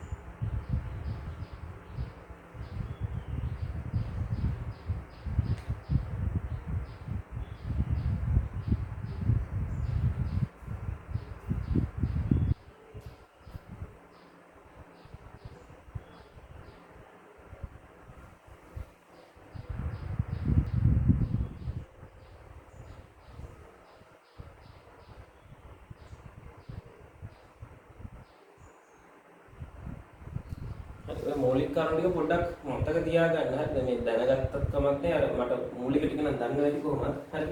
ප්‍රශ්නේ තියෙන ඔය විශේෂයෙන් ඔය මෙන්න මේ වගේ දෙයක් අහපුවම ප්‍රගුණයත් එක්ක වෙනස් වෙන විදිහ වගේ දෙයක් අහුවොත් එහෙම ඔන්න එනවා දෙයක් තියෙනවා. හරිද? දැන් මම කලින් කිව්වා වගේම දැන් මේ පැත්තේ තියෙන ප්‍රතිරෝධකය විසන්ධි වෙලා තිබ්බොත් එහෙම වම් පැත්තේ තිබ්බහම එන උත්ක්‍රමණයයි දකුණු පැත්තේ තියෙන උත්ක්‍රමණයයි ගත්තොත් මොකක්ද වෙන්නේ එතකොට? හරි වම් පැත්තේ තිබ්බහම එන උත්ක්‍රමණය සහ දකුණු පැත්තේ තියෙන උත්ක්‍රමණය ගත්තොත් එහෙම එතන වෙනසක් තියෙනවා. හරි. එතකොට දැන් හිතන්න දැන් මේ කිව්ව කතාවට මම ආව මේ පැත්තේ අඩු උත්ක්‍රමණයක් මේ පැත්තේ වැඩි උත්ක්‍රමණයක් දෝෂයක් තියෙන අවස්ථාවල මේක විසන්දිනොත් එහෙම ඒකලත් කටපාඩමින් ලියන්න යන්න එපා. හරි. එතකොට මේ පැත්තේ වැඩි උත්ක්‍රමණයක් එනවා. අතෙන් යනකොට අඩු උත්ක්‍රමණයක් එනවා. හරි. ඒක වෙනසක් තියෙනවා. හරි. අනිත් පැත්ත. හරි. හරි. එතකොට නම් වෙන ප්‍රතිරෝධ අනුපාතය හොයාගන්න පුළුවන් සාමාන්‍ය විදිහට. හරි. ප්‍රතිරෝධ අනුපාතය සාමාන්‍ය විදිහට හොයාගන්න පුළුවන්. හරි. ඊට පස්සේ අපිට මුලින්ම කරන්නේ මොකද්ද? මෙන්න මේ K1 ඇතුළ සංයුක්ත කරලා K2 ඇතුළ විවෘත කරලා ඒතකොට විවෘත කරා කියලා කියන්නේ මොකද්ද? මේ ආරක්ෂක ප්‍රතිරෝධයේ ගැලනෝමීටරයේ ආරක්ෂාව තියෙනවා. හරි. ඒතකොට කිසි ප්‍රශ්නයක් නැතුව අපිට පුළුවන් මේ ස්පර්ශක ඇතුළ තැනින් තැන ස්පර්ශ කරගෙන යන්න. හරි. ස්පර්ශ කරගෙන යන්න පුළුවන්. හරි. ස්පර්ශ කරන දල සමතුල ලක්ෂ්‍ය හොයාගන්න. දැන් අපි නම් දල විදිහට මෙන්න මේ හරිය තමයි සමතුල ලක්ෂ්‍ය තියෙන්නේ කියලා. දල සමතුල ලක්ෂ්‍යයක් හොයාගන්නවා. කිසියම් පරාසයක් තුළ තමයි සමතුල ලක්ෂ්‍ය තියෙන්නේ කියලා. හරි. ඊට පස්සේ මොකද කරන්නේ? හේතු අතර සංයුත කරනවා. හේතු සංයුත කරා කියලා කියන්නේ මෙන්න මේ ආරක්ෂක ප්‍රතිරෝධය අපිට අයින් කරගන්න පුළුවන්. මේ ප්‍රතිරෝධය අයින් වුණා කියලා කියන්නේ දැන් මොකක්ද වෙනවද? ගැල්වනෝමීටරේ සංවේදීතාවය වැඩි වෙනවා. හරි. ඇයි හේතුව? මෙන්න මේ x සහ y අතර. හරි x සහ y කියන ලක්ෂ දෙකක් තියෙනවනේ. x සහ y අතර කිසියම් විභවාන්තරයක් තිබුණොත් මෙයාගේ පාඨාංකයක් පෙන්වන්නේ. ඒ කියන්නේ ගැල්වනෝමීටරේ උත්ක්‍රමණයක් තියෙනවා. හරි මොකක්ද වෙනවද මේ x සහ y කියන ලක්ෂ දෙක අතර විභවාන්තරයක් තියෙනවා. එහෙනම් විභවාන්තරයක් තිබ්බටම ධාරාවක් ඇති වෙන්නේ අපි දන්නවා මොකද ඕම් නියමේ v = ir. එහෙනම් අපි දන්නවා විභවාන්තරයක් තිබුණා හරි විභවාන්තරයක් තිබ්බත් ප්‍රතිරෝධය ගොඩක් ලොකු ඉඳන් ඇතිවන ධාරාව කුඩයි. හරි ඒ නිසා මේ ලක්ෂ දෙක අතර විභවාන්තරයක් තිබුණත් මෙන්න මෙතන ආරක්ෂක ප්‍රතිරෝධය තියෙද්දී ධාරාවක් ඇතිවීමේ හැකියාව ගොඩක් අඩුයි. ඒ නිසා තමයි අපි සන්තුලන ලක්ෂ්‍ය අවස්ථාවේදී මෙන්න මේ ආරක්ෂක ප්‍රතිරෝධය ලුවත් කරලා මොකක් කරන්නේද? ධාරාව වැඩි කරගන්න මොකක් කරනවද?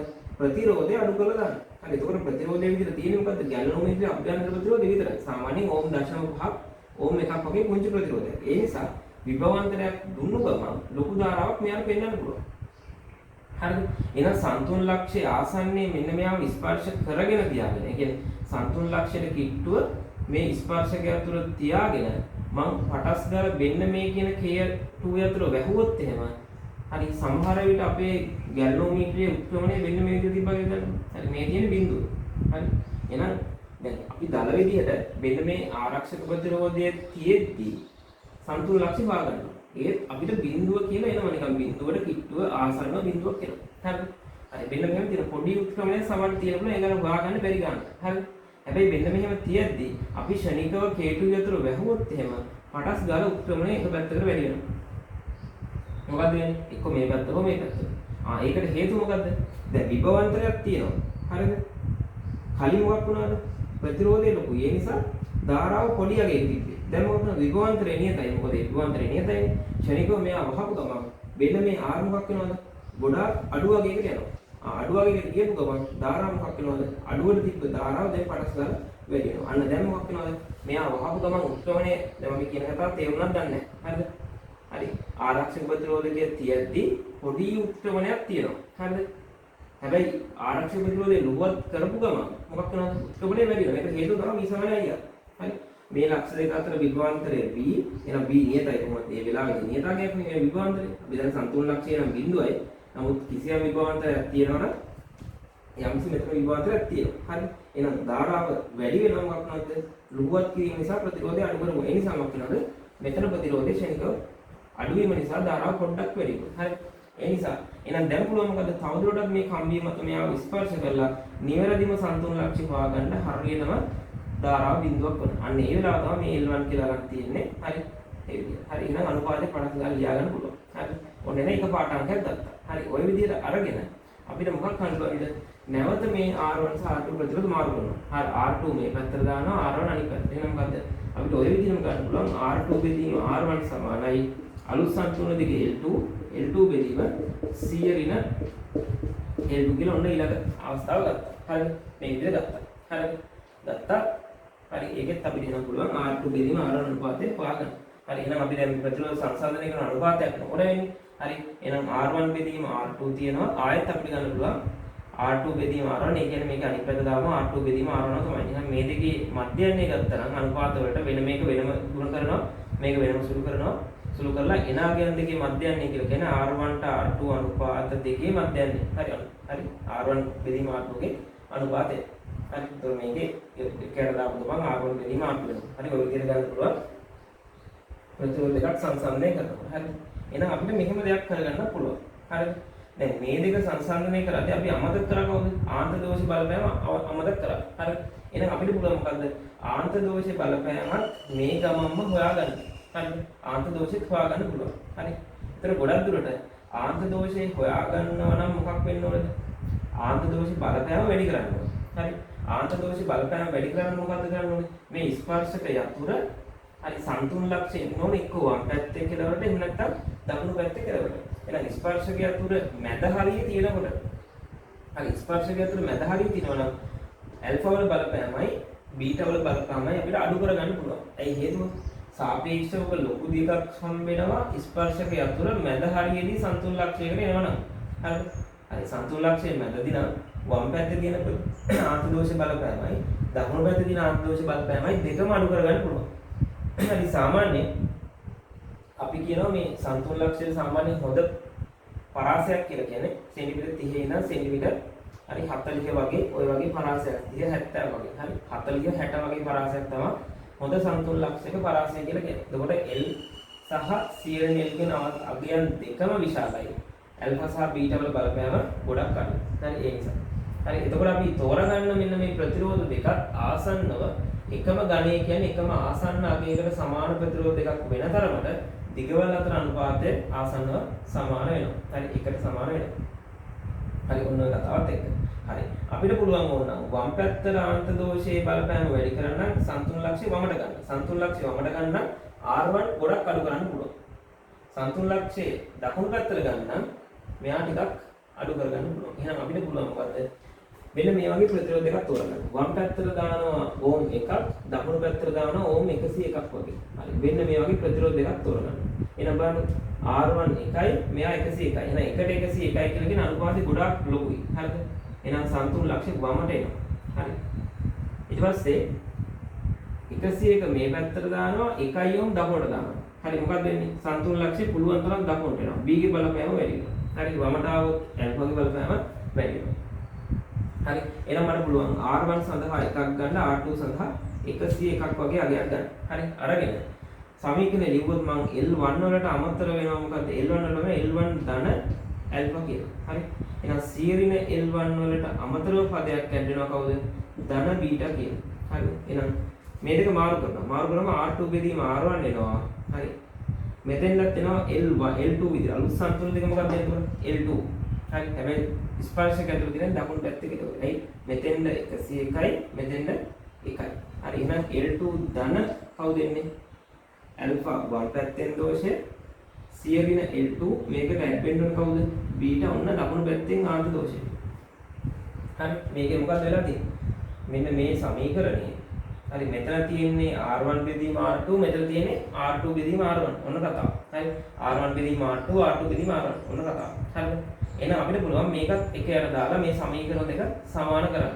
හරි සමීකරණ දෙක සමාන කරොත් අපිට ඇල්ෆා සහ බීටා සඳහා අගයක් ගණනය කරගන්න පුළුවන්.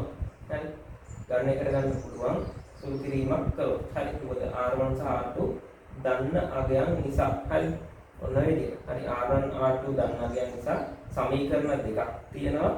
නොදන්න පද දෙකක් තියෙනවා. හරි ඒ නිසා අපිට නොදන්න පද දෙක හොයාගන්න සමීකරණ දෙකක් තියෙනවා. හරි ඔන්න විදිහට අපිට හොයාගන්න පුළුවන් ඔය කියන තරකෙත් එක්ක. හරි L1 සහ L2ත් එක්ක. හරි ඔන්න ඔය දේ තමයි එතකොට ඕකේ තේරුම් ගන්න තියෙන්නේ. හරිද? හරි එහෙනම් ඔන්න ආන්ත දෝෂ බලපෑම හොයාගන්න විදිය කිව්වේ. හරි එතකොට මේකේ තියෙන ප්‍රැක්ටිකල් එක පැත්තට ගියොත් හරි මේකේ තියෙන ප්‍රැක්ටිකල් එක පැත්තට ගියොත් එහෙනම් දැන් අපිට කරන්න තියෙන්නේ මොකද්ද? ප්‍රතිරෝධයේ උෂ්ණත්ව සංගුණකේ හොයන ප්‍රැක්ටිකල් එක. හරි ප්‍රැක්ටිකල් පොතේ පොඩ්ඩක් ගන්නකො අවශ්‍ය උපකරණ ටිකයි. අන්න ඒ ටික කරගන්න තැනට යන්න. හරි ඒ ටික කරගන්න තැනට ප්‍රතිරෝධයේ උෂ්ණත්ව සංගුණකේ හොයන ප්‍රැක්ටිකල් එකේ හරි මම හිතුවා ඒකේ මූලික තැනට එන්න. හරි මේ පරීක්ෂණ ඇටවුමම තියාගෙන හරි එහෙනම් අන්න ඒකෙදි අඳින ඇටවුම මම පොඩ්ඩක් මේකම වෙනස් කරලා ගන්නම්. තමයි අඳින්න නිසා හරි මේ විදිහට කෝෂය තියෙනවා. පේන යතුරක් දා ගන්නවා. ධාරා නියාමකයක් තියෙනවා. හරි ඔන්න ඔය විදිහට දාගන්න. හරි එතකොට මේකෙදි හරි අපි වම් පැත්තේ ඉඳලා තමයි නොදන්න ප්‍රතිරෝධය දාන්න යන්නේ. හරි නොදන්න ප්‍රතිරෝධය දාන්න යන්නේ. හරි දැන් අපි හොයන්න යන කතාවක් කිය මොකද්ද හොයන්න යන පරීක්ෂණේ හොයන්නේ හොයන්න යන්නේ ඇල්ෆා. ඇල්ෆා කියන්නේ කවුද? ඇල්ෆා කියන්නේ ප්‍රතිරෝධයේ උෂ්ණත්ව සංගුණකය. හරි මෙතන තියෙන ආන්ත දෝෂය නෙවෙයි. හරි ඇල්ෆා කියන්නේ ප්‍රතිරෝධයේ උෂ්ණත්ව සංගුණකය. එතකොට අපි දන්නවා කිසියම් ප්‍රතිරෝධකයක් ගත්තම හරි උෂ්ණත්වය වැඩි කරනකොට එයාගේ ප්‍රතිරෝධය R වැඩි වෙනවා. හරි ඕකනේ කතාව. θ වැඩි කරනකොට R වැඩි වෙනවා. සමීකරණයක් වෙනවා y සමාන mx ධන c ආකාරී ප්‍රස්ථාරයක්. හරිද? එහෙනම් සෙල්සියස් බිඳුවේදී ප්‍රතිරෝධය මට දාගන්න පුළුවන් කවුරු කියලාද? R naught කියලා. θ උෂ්ණත්වයේදී ප්‍රතිරෝධය මට දාගන්න පුළුවන් කවුද? R θ කියලා. හරි එහෙනම් මට සමීකරණයක් වෙනවා කවුද? R θ සමානයි R naught වාරයක් 1 ධන alpha θ කියලා. හරි මේ දින මොකද්ද? තීටා උෂ්ණත්වයේදී ප්‍රතිරෝධය සඳහා තියෙන සමීකරණය. ඔච්චරයි. හරි. දැන් අපේ මේ තියෙන්නේ මොකද්ද? තියෙන්නේ මීටර් සේතුවක්. මීටර් සේතුවකින් කරන්න පුළුවන් දේ මොකද්ද? ප්‍රතිරෝධය මනින්න පුළුවන්. ඒතකොට මීටර් සේතුව පාවිච්චි කරලා තියෙන මේ පරීක්ෂණයේදී මොකක් කරගන්නද? ප්‍රතිරෝධය මැනගන්න විතරයි. හරි. ප්‍රතිරෝධය මැනගන්න විතරයි මේ මීටර් සේතුව පාවිච්චි කරලා තියෙන්නේ. හරි. නිර්වද්‍ය ප්‍රතිරෝධය මනින්න ඕන නිසා තමයි මීටර් සේතුව පාවිච්චි කරන්නේ. නැත්නම් මේ මීටර් සේතුවේ ප්‍රැක්ටිකල් එකක් කිව්වට දැන් ප්‍රතිරෝධය මනින්නයි ඕනේ. එතකොට මේකත් එක්ක සම්බන්ධ කරන්න නම් මීටර් සේතුව හා සම්බන්ධ මූලික සිද්ධාන්ත ටිකයි. හරි. ප්‍රතිරෝධයේ උෂ්ණත්ව සංගුණකය එක්ක උෂ්ණත්වයත් එක්ක ප්‍රතිරෝධය වෙනස් වෙන විදිය කියන එක සම්බන්ධ කරලා පරීක්ෂණයක් දෙන්න පුළුවන්. හරි. ඒක තමයි මේ තියෙන්නේ. හරි. එතකොට ප්‍රතිරෝධයක් හොයන්න තියෙන නිසා හොයන්න තියෙන ප්‍රතිරෝධය අපි වම් පැත්තට දානවා නොදාන ප්‍රතිරෝධයක් විදියට. දකුණු පැත්තට දානවා මොකද්ද? ප්‍රතිරෝධ පෙට්ටිය. හරි. ප්‍රතිරෝධ පෙට්ටියට මම දාගන්නවා RB කියලා. හරි. රෙසිස්ටන්ස් බොක්ස් කියන ඕන නිසා මම නිකන් RB කියලා දාගත්තා. හරි. ප්‍රතිරෝධ පෙට්ටිය. හරි. ඒතර ප්‍රතිරෝධ පෙට්ටියක ලක්ෂණය මොකද්ද? අපිට ප්‍රතිරෝධයන්ගේ අගය දැනගෙනම වෙනස් කරන්න පුළුවන්. ඒ කියන්නේ ප්‍රතිරෝධය දන්නා අගයක් පරිපතයකට ලබා දෙන්න පුළුවන්. හරි. දැන් ධාරා නියාමකය කියන්නේ විචල ප්‍රතිරෝධකයක් තමයි. නමුත් ධාරා නියාමකයෙන් වෙන්නේ මොකද්ද? ප්‍රතිරෝධය වෙනස් වෙනවා. හැබැයි අපිට නිශ්චිතවම කියව ගන්න බෑ ප්‍රතිරෝධය කීයද කියලා. ඒක ධාරා නියාමකය තමයි 0.10 වෙන්න පුළුවන්, 0.100 වෙන්න පුළුවන්, 0.10 වගේ පරාස තියෙනවා. හරිද? පරාස තිබුණාට අපිට ප්‍රතිරෝධය වෙනස් කරන්න පුළුවන්. හැබැයි කියව ගන්න බෑ පාඨාංකයක් කීයද කියලා ප්‍රතිරෝධයක්. නමුත් මේකේ මොකද්ද? ප්‍රතිරෝධ පෙට්ටියක් ගත්තාම දන්න ප්‍රතිරෝධයක් මෙතෙන්ද දාගන්න පුළුවන්. හරිද? දන්න ප්‍රතිරෝධයක් මෙතෙන්ද දාගන්න පුළුවන්. ඒතර ප්‍රතිරෝධ පෙට්ටිය ගන්නකොට හරි ප්‍රතිරෝධ පෙට්ටිය නිකන් මතක තියාගන්න. හරි ප්‍රතිරෝධ පෙට්ටියක් ගත්තාම මෙන්න මේ විදිහට මම නිකන් මතක් වෙන දැන් මම කියන්නේ ඇතුලේ තියෙන විදිහ දන්නවා ඇති කියලා හිතනවා. හරිද? හරි මේකෙත් තියෙනවා මේ වගේ පේනු සෙට් එකක් තියෙනවා. හරි ඔය විදිහට. හරි මේකේ තියෙනවා පේනු තියෙන ඔය විදිහට. මේ පේනු ළඟ ගහලා දෙනවා ඒ අදාළ ඔම් ගන්න ඔම් 10ද 5ද 20ද 100ද කියන එක ගහලා දෙනවා. හරි. එක තැනක තියෙනවා කම්බියක් මේ විදිහට දාන්න පුළුවන්. මෙතන මුලිච්චයක් තියෙනවා. හරි. එතකොට මෙතෙන්දයි තමයි අපි සම්බන්ධ කරන්නේ වයර් එක සම්බන්ධ කරන්නේ. මෙහෙන් එන ධාරාව මෙහෙන් යනවා. හරි. පේන ඔක්කොම ටික සම්බන්ධ කරලා තියෙන්නේ මොකක් කරනවද? මෙන්න මේ සම්පූර්ණ සන්නායකයේ සම්පූර්ණයෙන්ම ෂෝට් වෙලා තියෙනවා. හරි. හරි. එතකොට මෙන්න මේක ඇතුලෙන් හරි කිසියම් ලක්ෂයක් දෙපැත්තේ උනොත් මොකක් තියෙනවද? ප්‍රතිරෝධක තියෙනවා. මේ වගේ ප්‍රතිරෝධක තියෙනවා. හරිද? එතන මේ පේනව ගැලෙවුවා කියලා කියන්නේ මොකක්ද වෙන්නේ?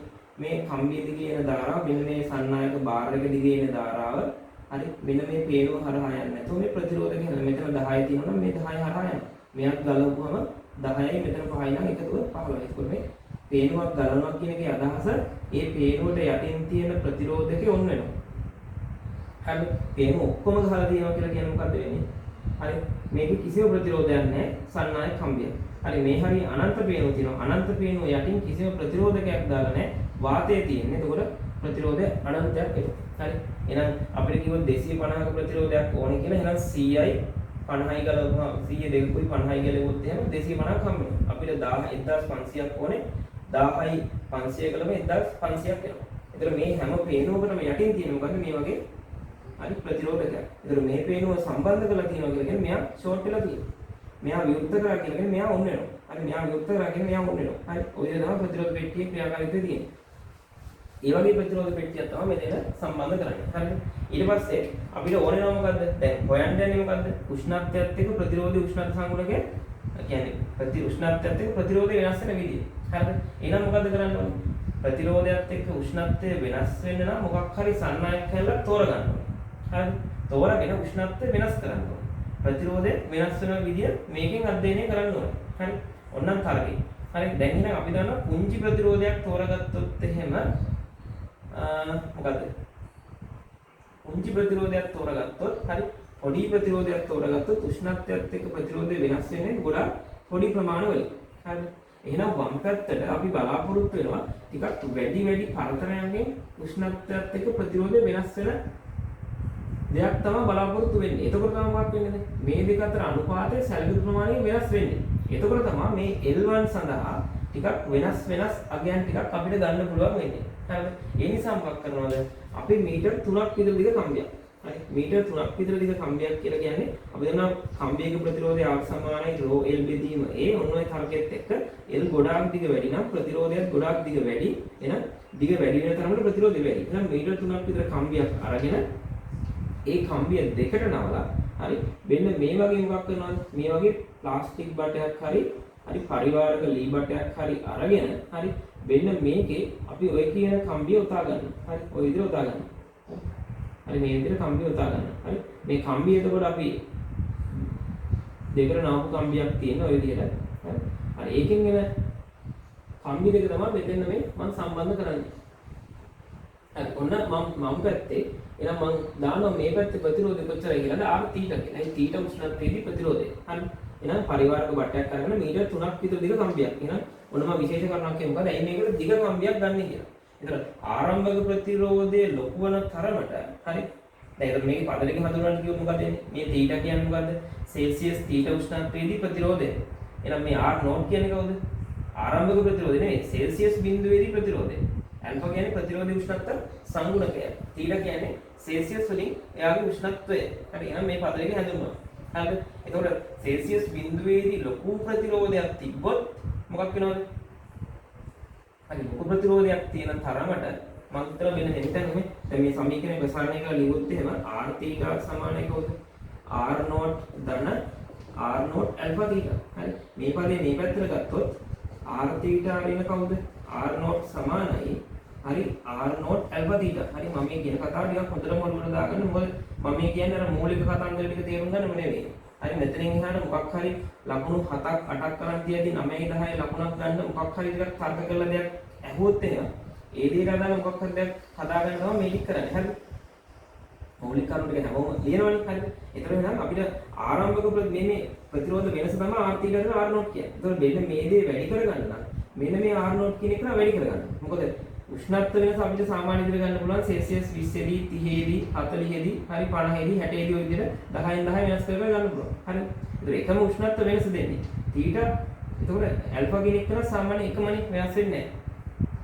ඒතර r නෝට් ලොකු වුණොත් තමයි මේ ලොකු වෙනස් අගයන් අපිට හම්බෙන්නේ. මෙයා ලොකු වෙන තරමට. එහෙනම් එයා ලොකු කරගන්න ටිකක් මීටර 3ක් 4ක් වගේ දිග ලොකු කම්බියක් ගන්න එක වටිනවා ලොකු ප්‍රතිරෝධයක් තියාගන්න ඕන නිසා. හරි. ඒ වගේ දිග කම්බියක් පාවිච්චි කරලා කොට කම්බියක් පාවිච්චි කරන්නේ නැතුව. හරි. එතකොට සැලකිලි වර්ගයන්ගේ ප්‍රතිරෝධ වෙනස් වෙන නිසා එකිනෙකට වෙනස් ලොකු පරතරයන්ගෙන් විසිරුණ ප්‍රස්ථාරයක් එන විදිහට එල් සඳහා අගයන් හම්බ වෙනවා. හරි. ඔන්න එහෙනම් මීටර දෙකක් තුනක් දෙක කම්බියක් අරගෙන මේ විදිහට දෙකෙන් නවලා ඒක මේ කාඩ්බෝඩ් බටයක නැත්නම් පරිවාරක බටයක උතා ගත්තා. හරිද? එතකොට දැන් බලන්න මේ දැන් අපි රත් කරන්න ඕනේ මෙන්න මේ ටික.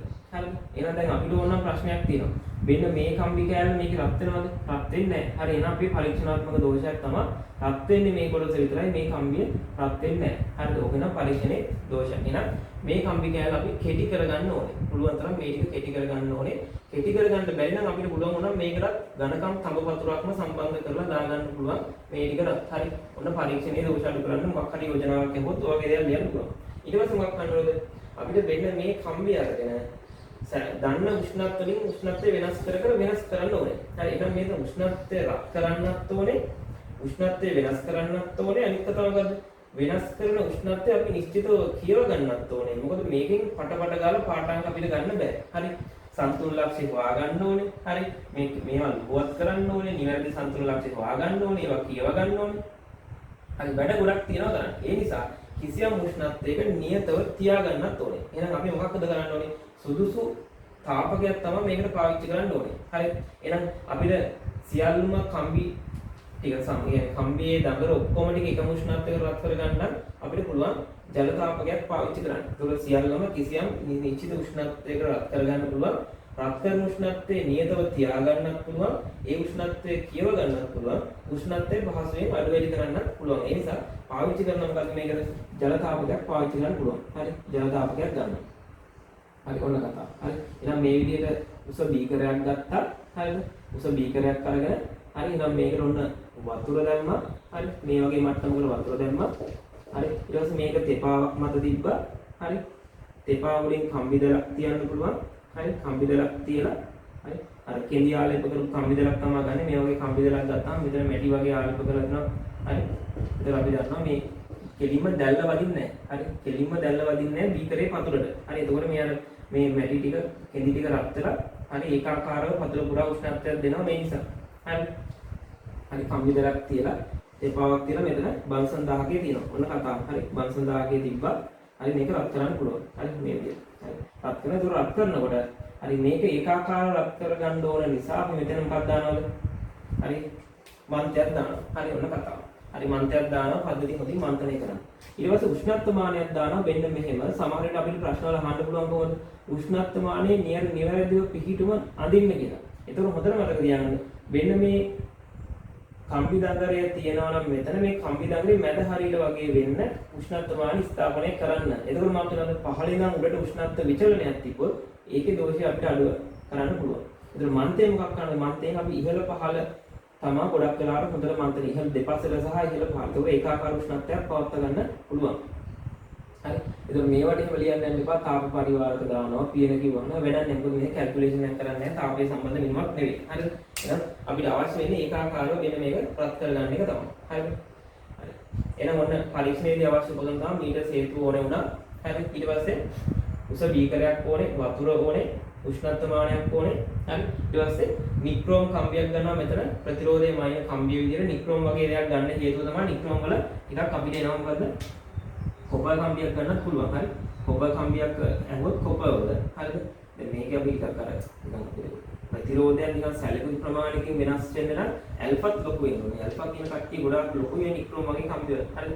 කොපර් කම්බියක් කිව්වම කොපර් කම්බිය දැන් කිසි ප්‍රශ්නයක් නැහැ. හරි. මොකද කොපර් කම්බියේ වාසිය තියෙන කොපර් කම්බිය අපිට එතකොට අර පරිවර්ණය කරපු කොපර් කම්බියක් විදිහටම ලබා ගන්නත් පුළුවන්. හරිද?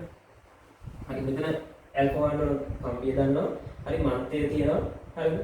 ජලය තියෙනවා. අවශ්‍ය නම් අයිස් කැටක් දුවලා තිබ්බොත් අයිස් කැටක් අපිට ගන්න පුළුවන් මොකද? පද්ධති උෂ්ණත්වය අඩු කරන්න.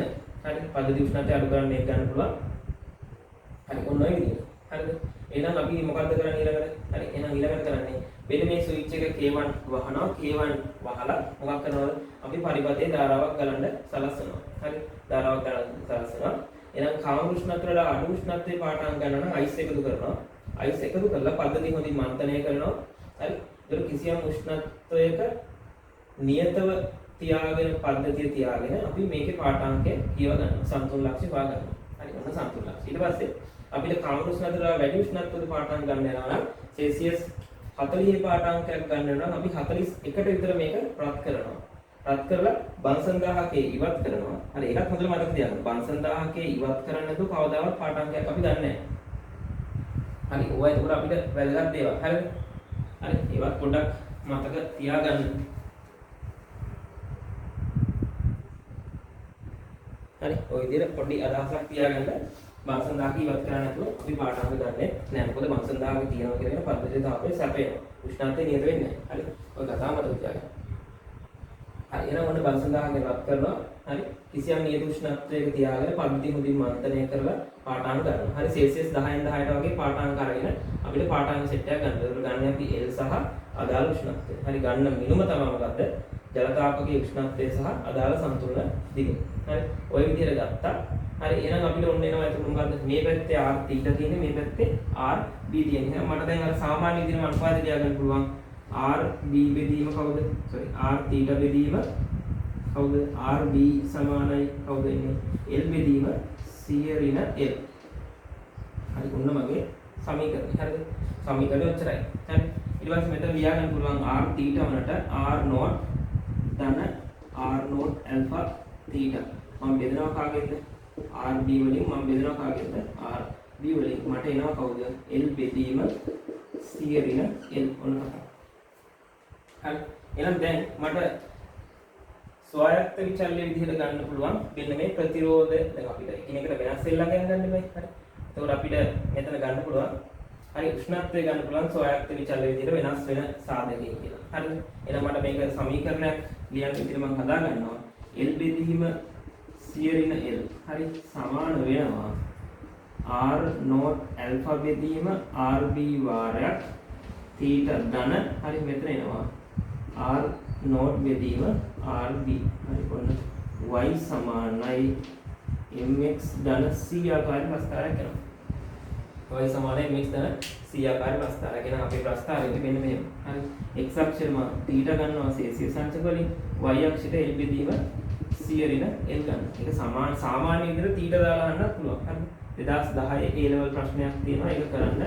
හරි 2010 තියෙනවා මේ ප්‍රශ්නේ මෙච්චර ඇවිල්ලා තියෙන 2010 විතරයි. ආයෙ එන්නත් පුළුවන්. හරිද? හරි 2010 ආදිගේ y අක්ෂර නිකම්ම θ x අක්ෂර කෙලින්ම උෂ්ණ y අක්ෂයට කෙලින්ම ප්‍රතිරෝධය r θ x අක්ෂයට θ. හරි සාමාන්‍ය මේක සම්බන්ධ කරලා තිබෙන්නේ නැහැ. ආය આવොත් මේ විදිහට අහන්න පුළුවන්. ඒතර y සමාන mx ප්‍රස්ථාරයක් කියලා.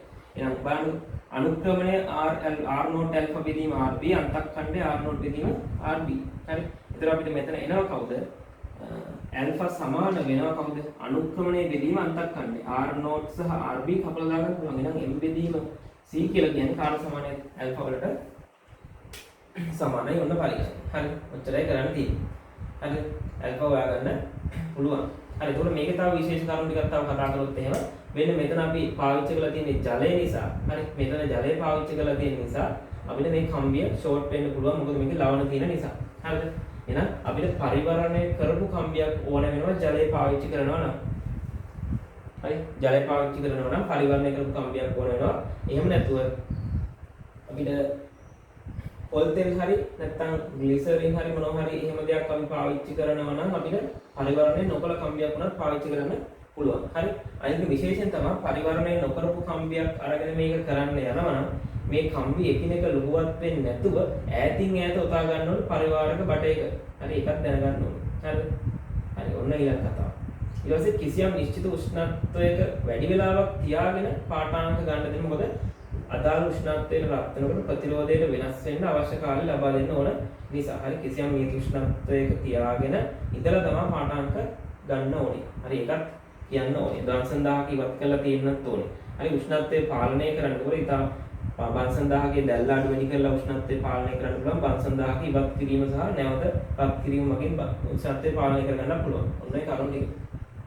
හරි. ඒතර අපි මෙතන නිකන් අහන ප්‍රශ්නයක් තමයි මොකද ජලය ගත්තොත් අපිට බිඳුවේ ඉඳන් 100 දක්වා කියන පාඨාංක වලට අපිට පරාසය තුල පරීක්ෂණය කරන්න පුළුවන්. පොල් තෙල් වගේ ගත්තොත් එහෙම අපිට 150කට වගේ වැඩි උෂ්ණත්වයකට පරීක්ෂණය කරන්න පුළුවන්. හරිද? හරි. ඒතකොට මම දැන් ප්‍රශ්න අහන්න තියෙන නිසා මූලික කරුණු කියන්නම්. දැන් මෙතන කම්බියක් තියෙනවා. හරි. ඒතර මේ අපි හිතමුකෝ මෙතන වෝල්ට් 12ක වගේ ලොකු කෝෂයක් ගත්තා කියලා වෝල්ට් 10ක වගේ ලොකු කෝෂයක් ගත්තොත් අන්න එතනත් පොඩි ප්‍රශ්නයක් එනවා. ලොකු ප්‍රශ්නයක් එනවා. අධික ධාරාවක් ගමන් කරොත් එක පැත්තකින් මේ කම්බි රත් වෙන නිසා මේ ප්‍රතිරෝධ වෙනස් වෙනවා. හරිද? දෝෂයක් ඇතිවෙනවා. ඊට අමතරව ලොකු ප්‍රතිරෝධයක් මෙතන විභාජනයට පාවිච්චි කරොත් මේ කම්බිය හරහා ලොකු ධාරාවක් ගන්නවා. ලොකු ධාරාවක් ගන්නකොට මේ කම්බිය රත් වෙනවා මොනවා නිසාද? P සමානයි I වර්ග R. ජූල් තාපය නිසා මේ කම්බිය රත් වෙනවා. ඒතකොට මම මේ කම්බියේ හරස් කරක් ගත්තොත් එහෙම මේ කම්බියේ හරස් කරක් මම මේ විදිහට ඇඳුත් එහෙම හරිද? ඒතකොට හරස් කරක් ගත්තොත් මේ තියෙන කම්බිය හරිද? මේ තියෙන වටේ තියෙන ජලය මම කියන්නේ කම්බියේ හරස් කරක් හරි මේ කම්බියේ හරස් කරක් මේ තියෙන වටේට ජලය තියෙනවා හරිද? මොකද එන්නේ? හරි ඒතකොට ඇතුළේ මොකක් වෙනවද? කම්බියේ ධාරාව නිසා රත් වෙනවා. සමහර පරිසරයේ උෂ්ණත්වය වෙන පුළුවන් ජලයේ උෂ්ණත්වය සෙල්සියස් 60යි. 60 තමයි පාඨාංක විතර අපි කියවන්නේ. නමුත් ජූල් තාපය නිසා කම්බිය රත් වුණොත් ඇතුළේ උෂ්ණත්වය 61ක් වෙන්න පුළුවන්. හරි. හරි. එතකොට මොකද ජූල් තාපය මේ විදිහට පිට කරනවා මේ කම්බිය. හරි මේ කම්බිය හරස් කරලා තියෙනවා. ඒතකොට පිටතට වඩා ඇතුළේ උෂ්ණත්වය වැඩි වෙන්න පුළුවන්. මේ නිසා අපිට කම්බිය උෂ්ණත්වය ස්වල්පයක් වැඩි වෙන්න පුළුවන් ජලයට වඩා. හරි. මේක අහලා තියෙන ප්‍රශ්නයක්. ඒක ආයෙ අහුවොත් ඔන්න ලියා ගන්න පුළුවන් වෙන්න ඕනේ. හරිද? හරි. එතකොට ඔන්න මේකෙදි කියන කතාව ටික හරි ටංගාලා අපි උත්තර ටිකක් ගන්න මම ඒක පොඩි වෙලාවක් ගත්තා. මොකද නිකන් මේක හරි ටාගට් ප්‍රශ්නයක් නිසා හරිද? එන්නත් ලොකු chance එකක් තියෙන නිසා මොකද ගිය පාර විපමානය ආවේ අර ඊට කලින් අර සාමාන්‍ය කෝෂයක අභ්‍යන්තර ප්‍රතිරෝධය හොයන අන්තර කෝෂයක හොයන සරල පරීක්ෂණයක් ආවේ. හරි. එතකොට මේකේ ආවොත් එහෙම අපිට මේ පරීක්ෂණෙත් එක්ක මීටර් සේතුවේ මූලික ප්‍රශ්න ටිකත් එන විදිහට ප්‍රශ්නයක් දෙන්න පුළුවන් නිසා තමයි විස්තර ඇතුව කරේ. හරි. හරි. පරීක්ෂණෙත් හොඳට පියවර ඇතුව කියව ගන්න. පියවරත් එක්ක හොඳට කියව ගන්න. හරි. මේකේ ප්‍රශ්න ටිකට අපි යමු. හරි. ඒක උත්තර ටික ටක් ගාලා ලියා ගන්නකො. හරි. ඒකට වෙලාවක් ගත්තා. ඉතින් මේ ගත්තේ මේ ඒක එන්න ලොකු chance එකක් තියෙන නිසා. හරි. හරි. ගන්නකො ඒකේ ප්‍රශ්න ටික. හරි. ටක් ගාලා ප්‍රශ්න ටික ගන්න. ප්‍රතිරෝධී උෂ්ණත්ව සංගමකයේ සෙවීම කියන එකේ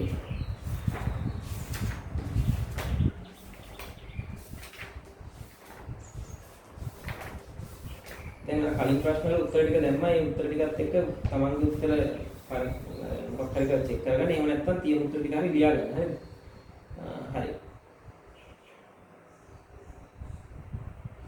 ගන්නකො ඒකේ ප්‍රශ්න සෙට් එක. ප්‍රශ්න සෙට් එක ගන්න. හරි. එක ප්‍රශ්නයක් තියෙනවා මොකද්ද? මීටර් සේතුවේ භාවිත කරන්නේ කුමන මූලධර්මයක කියනවා ටක් ගාලා ලියා ගන්න වීස්ටන් සේතු මූලධර්මය. හරි වීස්ටන් සේතු මූලධර්මය තමයි පාවිච්චි කරන්නේ. ගැලනෝමීටරයට තිබිය යුතු විශේෂ ලක්ෂණ දෙකක් ලියන්න කියලා දෙනවා. ගැලනෝමීටරයට තිබිය යුතු විශේෂ ලක්ෂණ දෙකක්.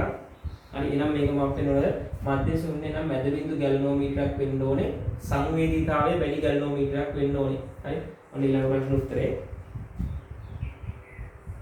සංවේදීතාවය වැඩි වෙන්න ඕනේ මධ්‍ය ශූන්‍ය ගැලනෝමීටරයක් වෙන්න ඕනේ. මධ්‍ය ශූන්‍ය ගැලනෝමීටර භාවිත කිරීමට හේතුව තමයි අපිට ධාරාවේ සන්තුලන ලක්ෂ්‍යය සෙවීමේදී ධාරාවේ දිශාව වැදගත් වන නිසා. හරි. සන්තුලන ලක්ෂ්‍යය සෙවීමේදී ධාරාවේ දිශාව වැදගත් වෙන නිසා. හරි. ඒ කියන්නේ ධාරාවේ ගන්න දිශාවත් එක්ක තමයි මේ ස්පර්ශක ඇතුළ අපි දකුණට තල්ලු කරන්නේ, වමට තල්ලු කරන්නේ කියන එක හිතාගන්නේ. හරි. හරි. ඒක අපි හිතමුකෝ ධාරාව දකුණු පැත්තට එනවා නම් මම මේ අත යොමු කරන පැත්තට එනවා නම් මේ පැත්තේ විභවය වැඩි. ඒ නිසා තමයි ධාරාව උඩට යන්නේ. එහෙනම් අපි තල්ලු කරන්න ඕනේ දකුණු පැත්තට. හරි. ඒ විදිහට හිතාගන්න තියෙනවා. හරි ඊට පස්සේ ආරක්ෂක ප්‍රතිරෝධය පැවතීමෙන් ගැලනෝමීටරයේ සංවේදීතාවය කුමක් වේද කියලා. හරි. හරි එහෙනම් සංවේදීතාවය අඩු වෙනවා. හරි. ඇත්තටම එතන ගැලනෝමීටරයේ සංවේදීතාවය නෙමෙයි අඩු වෙන්නේ. මේ ගැලනෝමීටරයේ සහිත පද්ධතියේ සංවේදීතාවය තමයි අඩු වෙන්නේ. හරිද? ඒ නිසා ඉතින් කමන්නේ ගැලනෝමීටරයේ සංවේදීතාවය අඩු වෙනවා කියලා ගන්න. මොකද ලොකු ප්‍රතිරෝධයක් තිබ්බොත් උත්ක්‍රමණයට බාධාවක් තියෙනවා.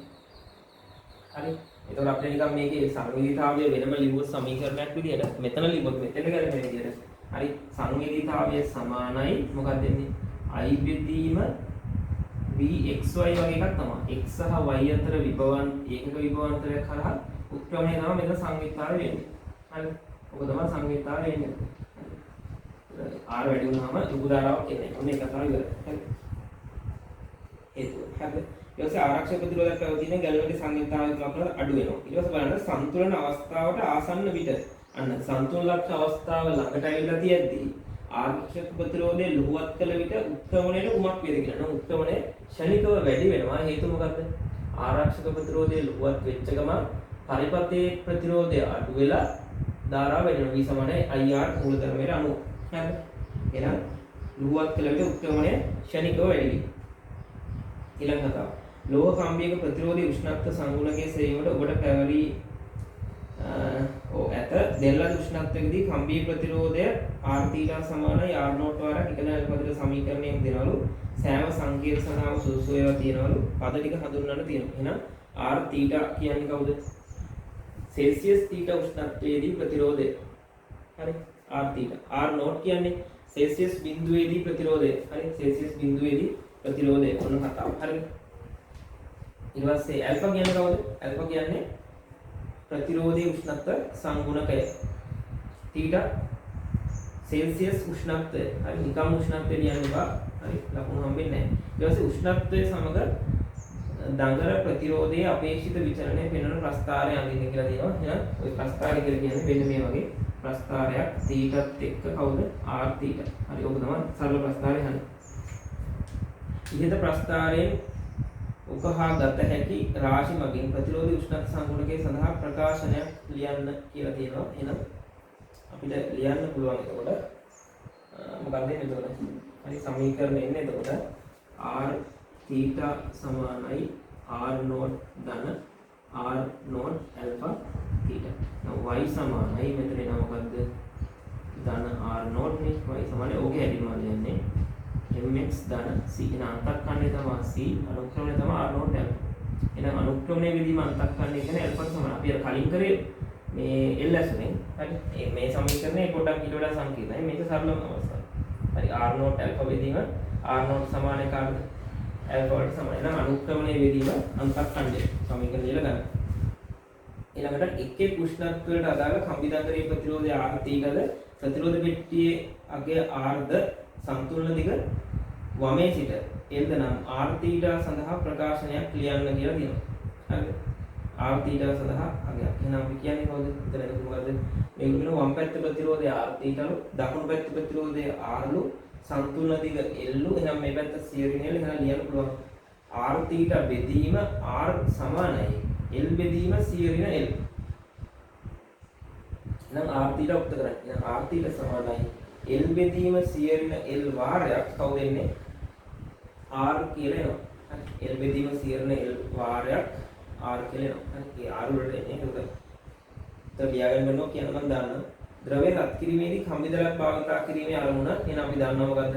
කතුල ඒකාකාරව රත් කර ගැනීම බීකරේ. මෙහිදී ජලය වෙනුවට පොල් තෙල් හෝ ග්ලිසරින් භාවිතා කිරීමට හේතු දෙකක් දෙන්න. එතකොට ජලයට සාපේක්ෂව මේ ද්‍රව දෙක විද්‍යුත් පරිවාරකයි. හරි. හරි එහෙනම් බලන්න විද්‍යුත් පරිවාරක වීම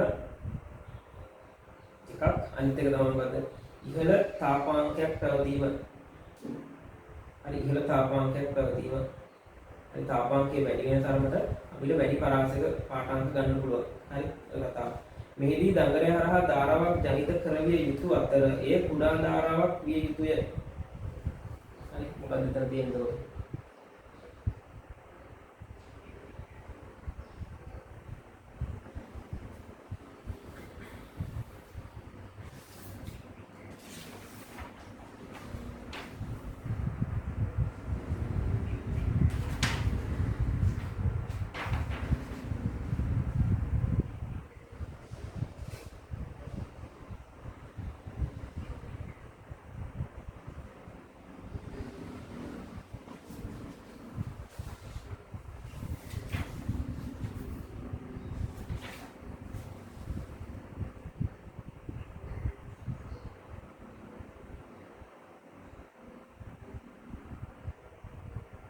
හරිද?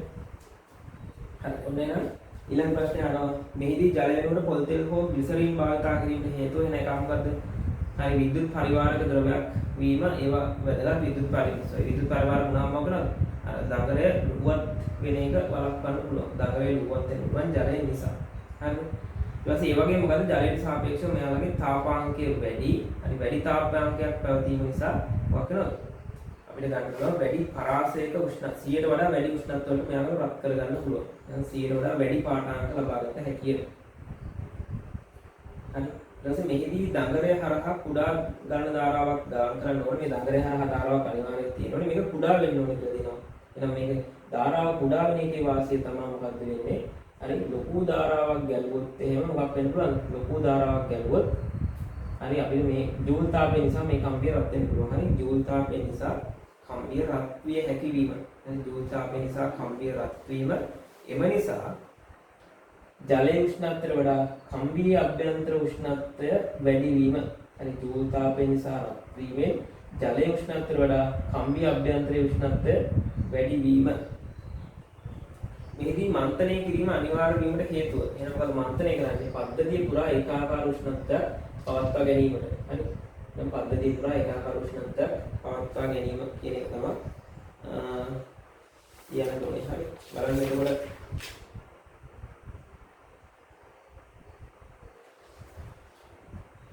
හරි කම්බි දඟලේ ලුහුවත් වීම වැළැක්වීමට ගත හැකි ක්‍රියාමාර්ග. එහෙනම් කම්බි දඟලේ ලුහුවත් වෙන්න වෙන එක වළක්වන්න ගන්න පුළුවන් ක්‍රියාමාර්ග ලියන්න කියලා කිව්වොත් හරි එහෙනම් මොකද විද්‍යුත් උසන්නායක නැත්නම් විද්‍යුත් පරිවාරක ද්‍රවයක් පාවිච්චි කරන්න පුළුවන්. හරි විද්‍යුත් උසන්නායක නැත්නම් පරිවාරක ද්‍රවයක් භාවිත කිරීම.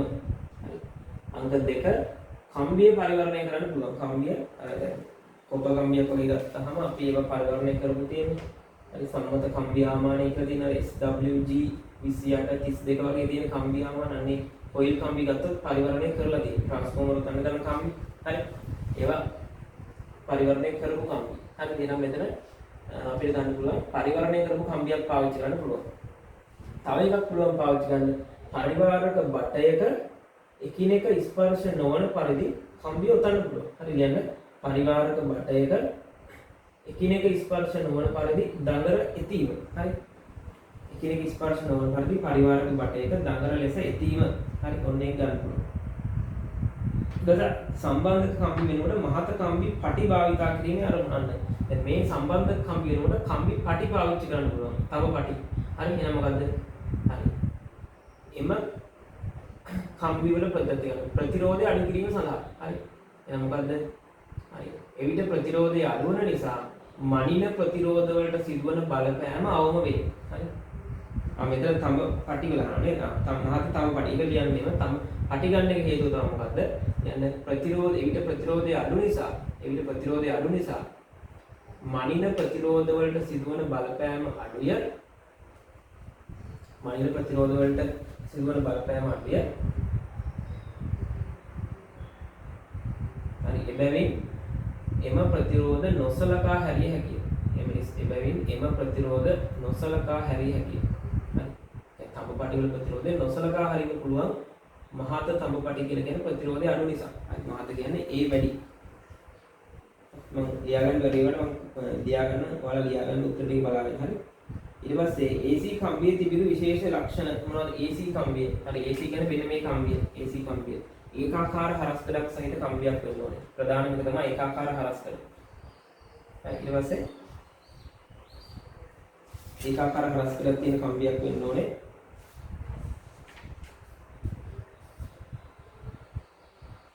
ඊට පස්සේ ප්‍රසාරණතාවය අඩු කම්බියක් වෙන්න ඕනේ. ප්‍රසාරණතාවය අඩු කම්බියක් වෙන්න ඕනේ. ප්‍රසාරණතාවය අඩු කම්බියක් වෙන්න ඕනේ.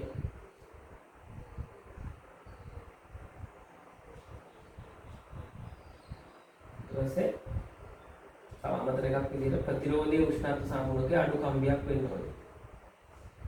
හරි කොන්ස්ටන්ට් and මිශ්‍ර ලෝහයෙන් හදපු කම්බිය වල ඒ ලක්ෂණ ටික තියෙනවා. ඒ නිසා ඒක පාවිච්චි කරනවා.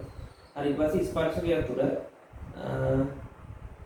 AC කම්බියේ තදින් ස්පර්ශ කිරීම හෝ ඇදගෙන යාම කරන්නේ ආ මූලික කරුණු. හරි ස්පර්ශකයට ඇදගෙන යන්නේ තද කරලා එක තැන තියන් ඉන්නේ.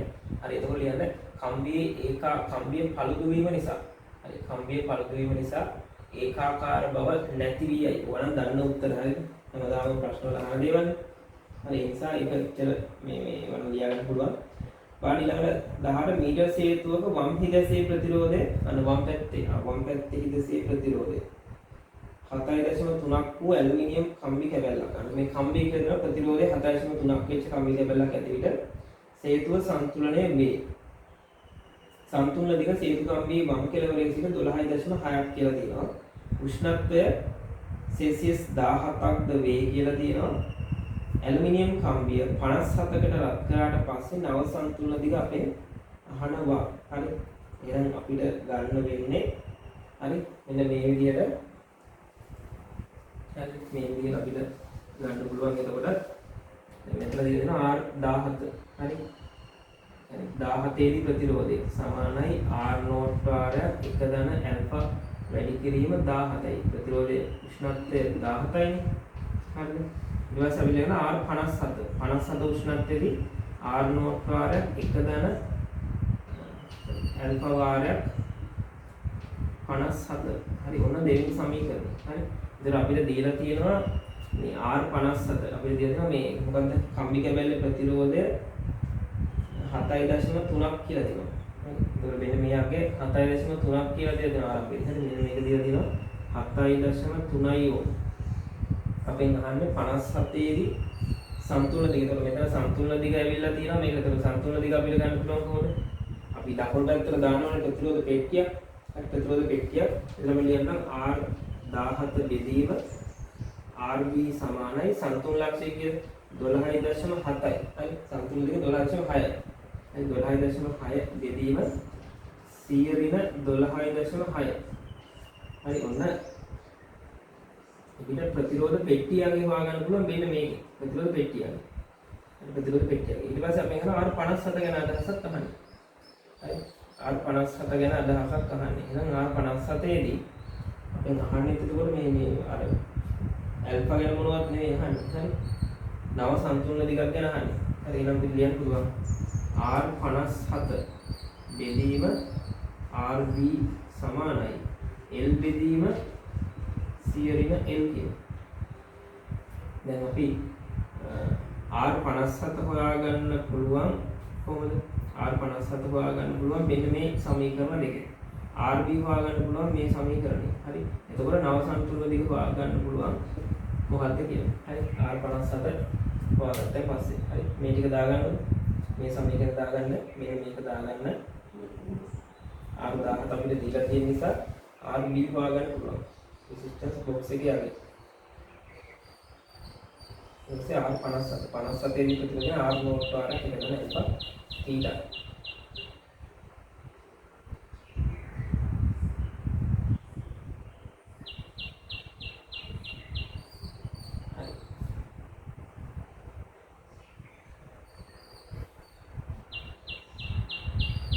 සුළු කරගෙන යනවා මේක. සුළු කරලා තමයි උත්තරේ ගන්න වෙන්නේ R57 සඳහා.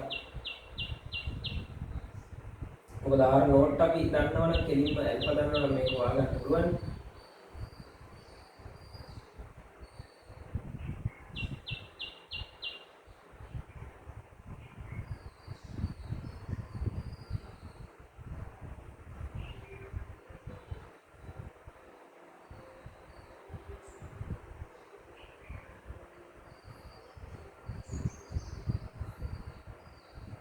හරි ඒකේ බලන්න ඒකේ සූත්‍ර ලබාගෙන උත්තරේ එනවා. අපිට එතන පහල දීලා තියෙන ප්‍රතිරෝධී උෂ්ණත්ව සංගුණකය ඇල්ෆා දීලා තියෙනවා. මේක අමාරු ගණනක් නෙවෙයි දත්ත ඕනකට වඩා දීලා තියෙනවා ගණන් හදන්න.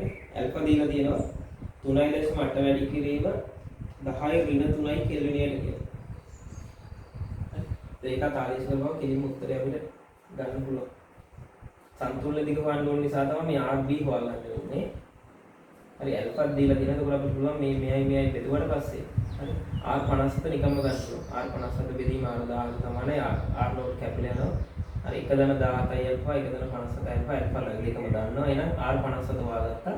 R57 හොයලා ඒක ආදේශ කරා මෙතෙන් RB දන්නවා.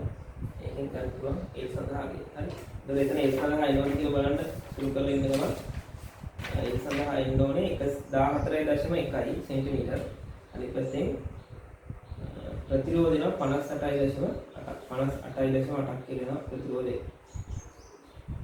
සුළු කළ බානේ 19 බානේ මෙහිදී ජල තාපකයක් භාවිතා නොකර විදුලියෙන් තාපන නගරයේ රත් නොකර හැටි. හරි. එහෙනම් මෙතන මම විශේෂයෙන් කියපුවා ජල තාපකයක් ගන්න හේතුව තමයි මේක අපිට ඒකාකාර උෂ්ණත්වය රත් කරගන්න ඕනේ. රත් කරන උෂ්ණත්වය කියව ගන්න ඕනේ. ඒ වගේම උෂ්ණත්වය පහසුවෙන් වෙනස් කරගන්න ඕනේ. හරි මේකට හීටර් එකක් වගේ පාවිච්චි කරලා සමහරවිට මේක ඒකාකාරව රත් නොවෙන්න පුළුවන්. හරි. ඊළඟ කතාව තමයි මේකේ රත් කරන උෂ්ණත්වය කියව ගන්න බැරි වෙන්න පුළුවන්. හරි ඒ වගේ. ඊට පස්සේ අපිට උෂ්ණත්වය පහසුවෙන් වෙනස් කරගන්න බැරි වෙන්න පුළුවන්. ඔන්න ඔය හේතු නිසා අපි විද්‍යුත් තාපනය නැත්නම් අර කියනවා මේක භාවිත කරනකොට විදුලියෙන් තාපන දඟලේදී රත් කරන්නේ නැත්තේ අන්න ඒ හේතු නිසා ලියා ගන්න. හරි 19 ට උත්තර ලියා ගන්න. 19ට හරි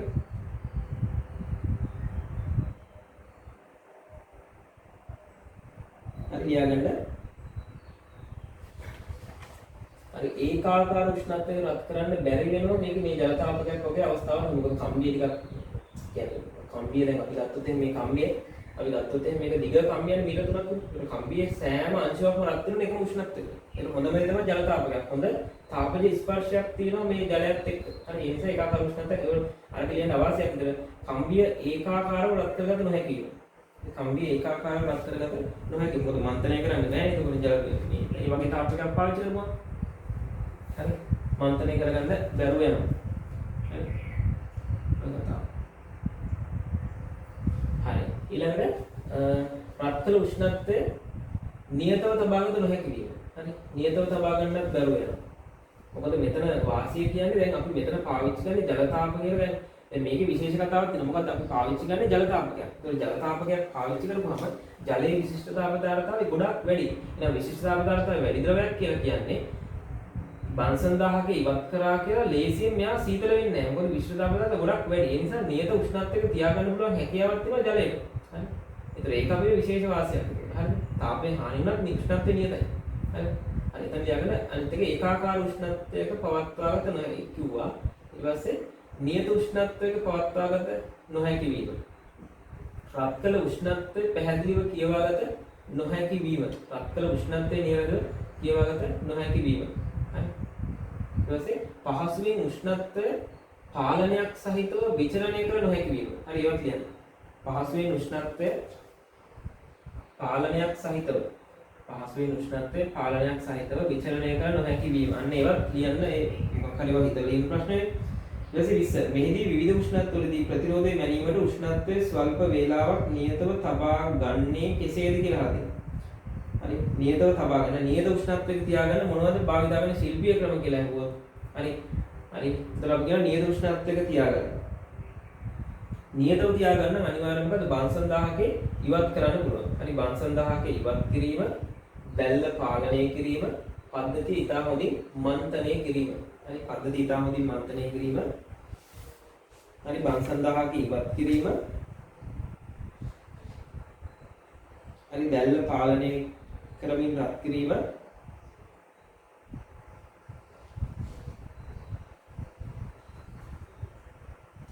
ඒකට 1000ක ඉවත් කරලා ඊටමදී මන්ත්‍රණය කිරීම. ඔය වගේ දේවල් කරන්න පුළුවන්. නියත උෂ්ණත්වයක රත් කරගන්න. හරි. ඊට පස්සේ කාම උෂ්ණත්වයට වඩා පහළ උෂ්ණත්ව ගන්න අයිස් එකතු කරන්න පුළුවන්. ඒකත් ලියගන්න අමතරව කාම උෂ්ණත්වයට වඩා පහළ උෂ්ණත්ව ලබා ගැනීම සඳහා අමතරව ගන්න පුළුවන් මොකද මේකේ අයිස් එකතු කරන්න පුළුවන්. අයිස් එකතු කිරීම මගින් පහළ උෂ්ණත්ව සඳහා පරීක්ෂණය කළ හැකිය කියලා ලියගන්න. හරි. ඔන්න මීටර් සේතුවේ කතාව කරේ. හරි. ඊට පස්සේ අමතර විශේෂ කරුණු ටිකක් ලියාගන්න ඔය මීටර් සේතුව සම්බන්ධව.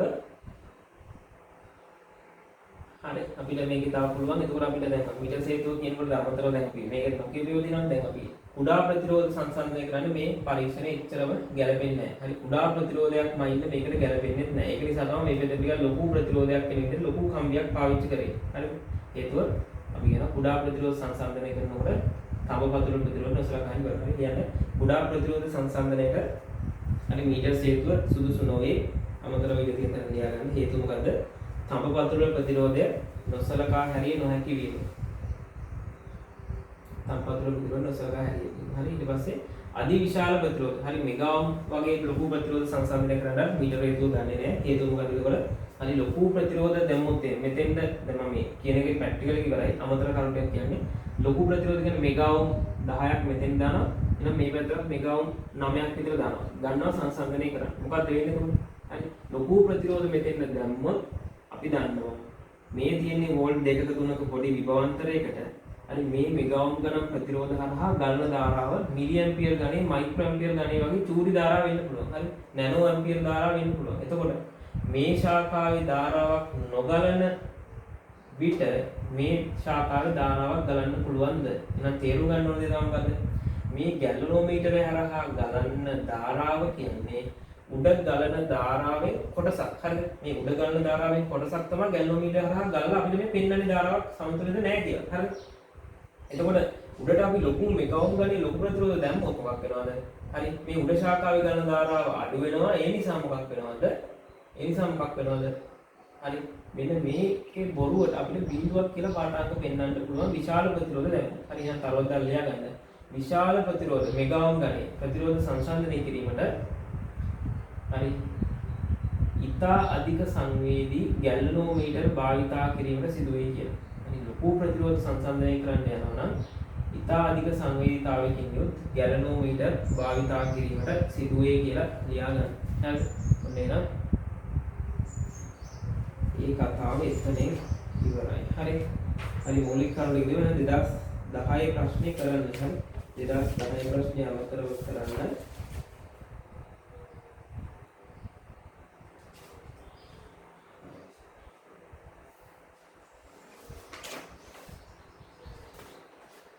එතකොට මේකේ තව අර මීටර් සේතුවේ නිර්මාණ ගැටලුවක් ආවොත් එහෙම අපිට ටිකක් ඔය මේ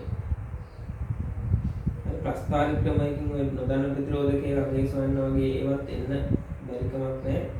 පුළුවන්. හරි. නමුත් මීටර් සේතුවත් එක්ක මේ පරීක්ෂණය තමයි ඉතින් අර ප්‍රැක්ටිකල් එක සිලබස් එකේ තියෙන නිසා බොහෝ දුරට මේකෙන් පරීක්ෂණයක් ආවොත්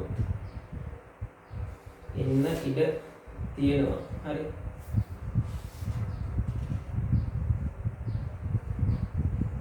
තව අමතර කාරණාවක් ලියාගන්න මම අර කලින් කිව්වා ඒක අමතක නම් ලියාගන්න මෙන්න මෙහෙම. හරි කම්බියේ ආරම්භක දිග ලෙස හරි ලියාගන්න මෙතන. හරි කොපර් කම්බියේ ආරම්භක දිග ලෙස මීටර් 4ක් වැනි දිගක් භාවිත කිරීමට හේතුව. හරි මීටර් 4ක් වැනි දිගක් භාවිත කිරීමට හේතුව ලියාගන්න. හරි ඒක ආරම්භක දිග විදියට. හරි ඒ වගේ භාවිත කරන්න හේතුව තමයි අපි එතකොට මේකෙදී ලියගන්න ආරම්භක ප්‍රතිරෝධය විශාල වන තරමට හරි එවිට ආරම්භක ප්‍රතිරෝධය විශාල වේ. හරි ආරම්භක ප්‍රතිරෝධය විශාල වන තරමට මොකක් වෙනවද? හරිද උෂ්ණත්වය සමග ප්‍රතිරෝධය සැලකිය යුතු ප්‍රමාණයකින් වෙනස් වේ. උෂ්ණත්වය සමග ප්‍රතිරෝධය සැලකිය යුතු ප්‍රමාණයකින් වෙනස් වේ. සැලකිය යුතු ප්‍රමාණයකින් වෙනස් වේ. හරිද? එතකොට ලියන්න පුළුවන් මොකද්ද? අර විසිරුණු පාඨාංක සහිත ප්‍රස්තාරයක් ලබාගත හැකියි. හරි විසිරුණු පාඨාංක සහිත ප්‍රස්ථාරයක් ලබාගත හැකියි. නැත්නම් L1 සඳහා විසිරුණු අගයන් ලැබේ. L1 සඳහා විසිරුණු අගයන් ලැබේ. හරිද? හරි. එතකොට අපි ඔය ප්‍රශ්න වලට නොතිබිච්ච එක තමයි මෙන්න මේක. මෙන්න මේකනේ අපිට තිබ්බේ නැත්තේ. හරි. එතකොට අපිට ඒකේ ලියා ගන්න පුළුවන් මෙන්න මේ ටික ආයෙ චුට්ටක් ලියා ගන්න. හරිද? වෙනම ලියා ගන්න මෙහෙම. හරිද? ලියන්න දකුණු හිදැසට. හරි දකුණු හිදැස කියන්නේ මෙන්න මෙතන. හරි දකුණු හිදැසට ප්‍රතිරෝධ පෙට්ටිය. හරි ප්‍රතිරෝධ පෙට්ටිය RB දමා ඇති විට. හරි ප්‍රතිරෝධ පෙට්ටිය RB දමා දකුණු හිදැසට මෙන්න මේ RB ප්‍රතිරෝධ පෙට්ටිය දමා ඇති විට කියලා ලියලා හරි ලියන්නකෝ. R θ බෙදීම RB සමානයි L බෙදීම C ඍණ L කියලා ලියලා මෙන්න මේ ටික කරන් මේ ප්‍රස්තාරය පොඩ්ඩක් අරගෙන. හරි මේක ප්‍රශ්නේ තිබුණ නැති නිසා මේක දාගන්න උටක් ගන්න. හරි ඔය ටික ඉක්මනට දාගන්න.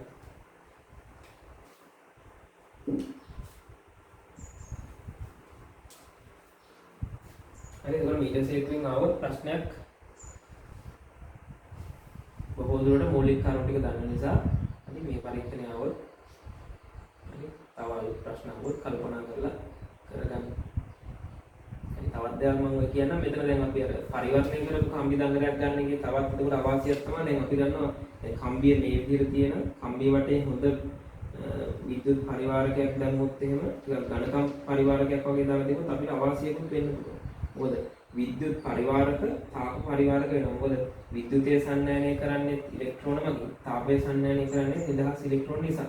හරි. ඒක හොඳ විද්‍යුත් සන්නායකයක් බොහෝ දුරට හොඳ තාප සන්නායකයෙකුත් වෙනවා. ওই දෙකේ සමාන ලක්ෂණ තියෙනවා. ඒ නිසා විද්‍යුත් පරිවර්තනය කරපු ගමන් තාප පරිවාරකයක් විදිහට මේ වටේ තියෙන එක හැසිරෙන නිසා ඇතුලේ උෂ්ණත්වයේ පිට උෂ්ණත්වයේ පොඩි වෙනසක් තියෙන පුළුවන් පරිවර්තනය කරපුවාම. ඒක අමතර අවශ්‍යයි. හරි. පරිවාරක කම්බියක් භාවිතා කිරීමේ අමතර අවශ්‍යයක් තිබොත් එහෙම හරි විද්‍යුත් පරිවාරකයක් තාව පරිවාරකයක් ලෙසද හැසිරෙන නිසා ඔන්න උෂ්ණත්වයේ සුළු ප්‍රමාණයකින් වෙනස් වෙන්න පුළුවන් කම්බිය ඇතුලේ සහ පිටත. හරි ඒක මම නිකන් කිව්වේ අහුවොත් අදා හිතන්න පුළුවන් ඒකවල. හරි නම් මේක ලියලා හරි y අක්ෂයේ තුල ස්වායත්ත විචලන පරායත්ත විචලන L බෙදීම C ඍණ L බෙදීම C ඍණ x අක්ෂයේ θ r0 alpha බෙදීම θ හරි r0 බෙදීම θ ඔන්න පරීක්ෂණ.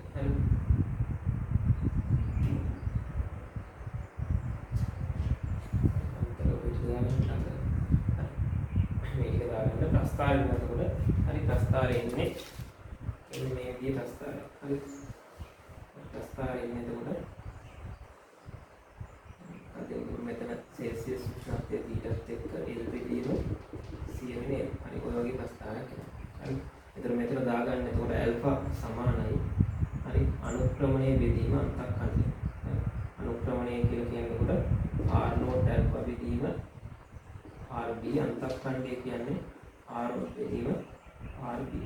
හරි මේ ටික දාගන්න ඇති කියලා දාගන්න ටක් කරලා දාගෙන ආයෙ අපි ගොඩක් වෙලාවට තෝරගන්න ඕනේ මෙන්න මේ ප්‍රතිරෝධක කම්බියට සමාන කම්බියක් තමයි මෙතන පාවිච්චි කරන්නේ. සමාන ප්‍රතිරෝධයක්. හරි කියාගන්න R θ සහ RB ආසන්නව එකම ගණයේ විය යුතුය. තවදා ලියාගන්න ආසන්නව එකම ගණයේ විය යුතුය.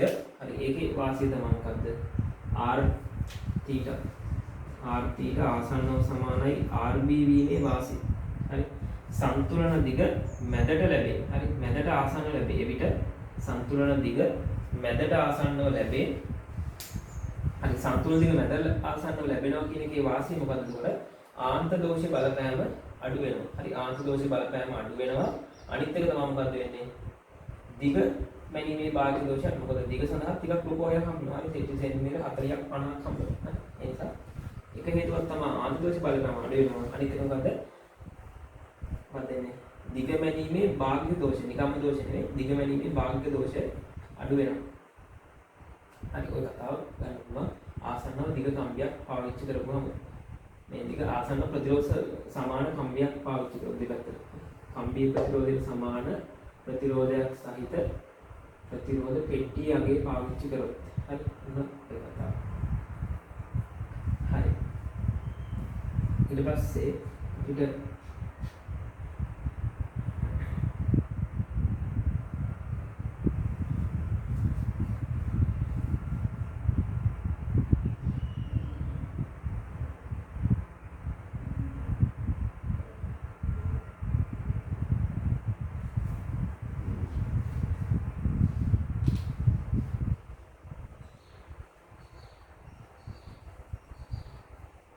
හරි ඊට පස්සේ වෙනම මෙහෙම ලියා ගන්න වෙනම ලියාගන්න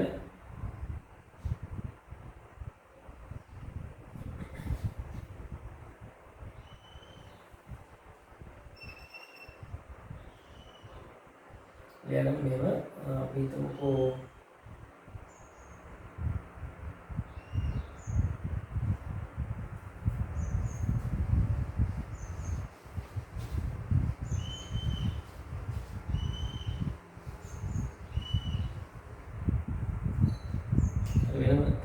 අපි විශේෂයෙන් පාස් පේපර්ස් වල ඇවිල්ලා තියෙනවා මෙන්න මෙහෙම කම්බි පුඩුවක් අරගෙන හරිද වම් පැත්තේ හිදසට මෙන්න මේ විදිහට සම්බන්ධ කරලා මේ ස්පර්ශකය අතුර මේ කම්බි පුඩුව දිගේ විචලනය කරගෙන යනකොට ප්‍රතිරෝධය වෙනස් වෙන විදිය හරිද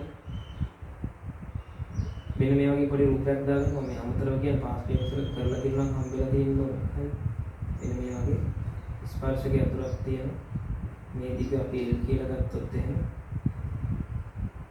මේකට සම්බන්ධ නැහැ. හරි මේකේ හොයන්න පුළුවන් ප්‍රතිරෝධය. හරි මේ වගේ කම්බි කුඩුවක් දාගෙන හරි මේකේ ප්‍රතිරෝධ කම්බි කියලා දාගෙන ඒක වෙලාව තියෙනවා පොඩ්ඩක් කියන මේ පැට්ටිය ලක් කරන්න වෙලාවක් නැහැ. හරි. ඔබ ප්‍රතිරෝධ කම්බිය හරි මෙතන x ස්පර්ශකය අතර L වෙනස් කරගෙන යනකොට හරි L සමග प्रतिरोध है अत्र प्रतिरोध R समक प्रतिरोध वेनस R x y කියලා දාගන්න මෙතන x මෙතන y හරි R x y වෙනස් වෙන විදිහ හරි මේ ස්පර්ශකය අතර මෙතෙන් තරම් කියලා නැවත මේක අතර යනකොට ප්‍රතිරෝධය මේ විදිහට වෙනස් වෙනවා වැඩි වෙලා නැත්නම් අඩු වෙනවා හරි මෙතෙන් යනකොට තමයි මොකද වෙන්නේ අපිට පරිම ප්‍රතිරෝධය ඊට පස්සේ නැවත අඩු වෙලා යනවා මේ වගේ විචලනයක් කරනවා L සමග RXY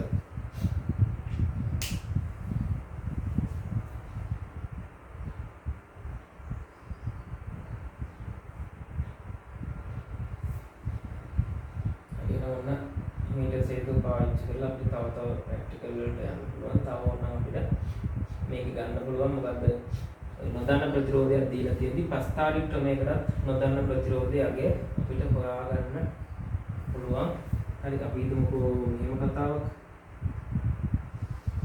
දැන් අපි හිතමු මෙතන r θ වගේ මම මෙතන දාගන්නම්කෝ r dash කියලා හරි r dash කියලා ප්‍රතිරෝධයක් වම් පැත්තට දානවා ලකුණට rb ප්‍රතිරෝධය දාන්න. ඒකට අපි ලියන්න පුළුවන් r dash බෙදීම rb සමානයි l බෙදීම 100 ඍණ l කියලා. හරිද? එතකොට අපිට මේකේ අපිට ඕන හදා ගන්න පුළුවන්. ඒත් අපි හිතමු මේ පැත්තට මම r dash දැම්මකේ. මේ පැත්තට r dash දාලා rb ප්‍රතිරෝධ පෙට්ටිය මම මේ පැත්තට දානවා. ඔය විදිහට. ඒකට මට එනවා rb බෙදීම r dash සමානයි l බෙදීම 100 මම මේ දෙන්නම අනිත් පැත්ත හරවපුවම එනවා මොකද ඒකට r dash බෙදීම rb සමානයි 100 බෙදීම l වාරයක් ඍණ 1 කියන. හරි. මම මේ පැත්තට බෙදුවා. හරිද? එතකොට මට මේක හදා ගන්න පුළුවන්. බලන්න දැන් මම ඊට පස්සේ ලියා ගන්න පුළුවන් පොඩි වෙන තරුවක් දාලා ප්‍රස්තාවික ක්‍රමයකින් නොදන්නා ප්‍රතිරෝධකයක අගයසීම කියලා. ප්‍රස්තාවික ක්‍රමයකින් නොදන්නා ප්‍රතිරෝධකයක මූලික කර්මය කොහොමද තමයි? මූලික කර්මයේ වෙනසක් නෑ. අමතරව කියන්නේ ප්‍රස්තාවික ක්‍රමයකින් ප්‍රතිරෝධය නොදන්නා ප්‍රතිරෝධකයක අගයසීම කියලා දාලා හරිද? එකමට මෙන්න මේ විදිහට මීටර් සේතුවේ කම්පි ටික විතරක් හදගෙන හරිද මම දකුණු පැත්තට දාන්නම් r dash නොදන්න ප්‍රතිරෝධකය මේ විදිහට හරි මේ පැත්තට දාන්නම් දන්න ප්‍රතිරෝධකය rb කියන එක නම් rb ට r dash අනුපාතය එනවා l බෙදීම 100 ඍණ l කියන හරිද එතකොට දැන් අපිට රේඛීය ප්‍රස්ථාරයක් අඳින්න කියලා කිව්වොත් අපි දැනගන්න ඕනේ සමීකරණය හදාගන්න රේඛීය ප්‍රස්ථාරයක් එන විදිහට හරි ස්වයංක්‍රීය විචලන සහ පරායක්‍රීය විචලනයේ අදාළ විදිහට තෝරගන්නත් ඕනේ. හරි. ඒ වගේ වෙලාවක මොකක් කරන්නද? අපිට හරි සමීකරණය පොඩ්ඩක් සුළු කරන්නකො. හරි එහෙනම් r dash බෙදීම rb සමානයි. මෙතන එනවා මම ආයෙ ලියන්නම් l 100 ඍණ l බෙදීම l. හරි. මම හිතුවා මේක වෙන වෙනම බෙදනවා. හරි. දැන් මොකද එන්නේ? r dash බෙදීම rb සමානයි 100 බෙදීම l. හරිද? ඍණ 1 කියලා එනවා. ඍණ 1. හරිද? එහෙනම් මට පුළුවන් මෙතන හදාගන්න. හරි. මේක සුළු කරලා හරි මේක දාගන්න. මේ ටික දාගෙන රේඛීය ප්‍රස්ථාරයක් එන විදිහට සමීකරණය හදාගන්න.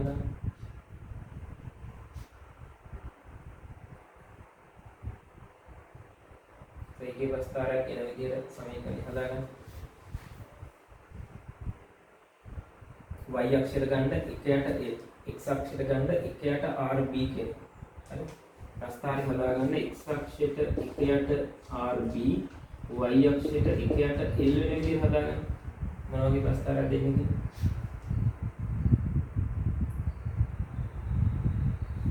හරි. එහෙනම් මේක මකරන ක්‍රියා ගන්න. හරි. ක්‍රියාව වෙනවා කොහොමද? හරි. මෙතන එනවා එතකොට එකයට l සමානයි. හරි. මෙතන එනකොට r dash බෙදීම rb ධන 1. හරි. මේ පැත්තේ c මම මේ පැත්තට ගන්න එකයට c. හරි. එහෙනම් මෙතන එනවා බෙදෙනවා පදේ c. හරි.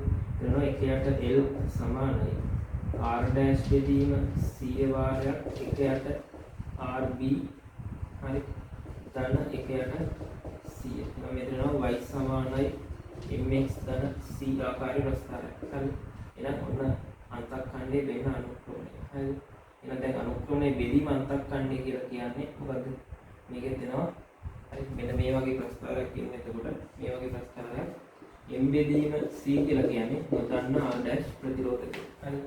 අමතරව කිව්වේ. හරි. අමතරව එහෙනම් ඒකත් මතක් කරගන්න. මේකත් අමතරව දාගන්න නොදන්න ප්‍රතිරෝධකයේ ප්‍රස්ථාරයක් මේකෙන් හොයන්න කියලා ආවොත් නිර්මාණ ගැටලුවක් විදියට.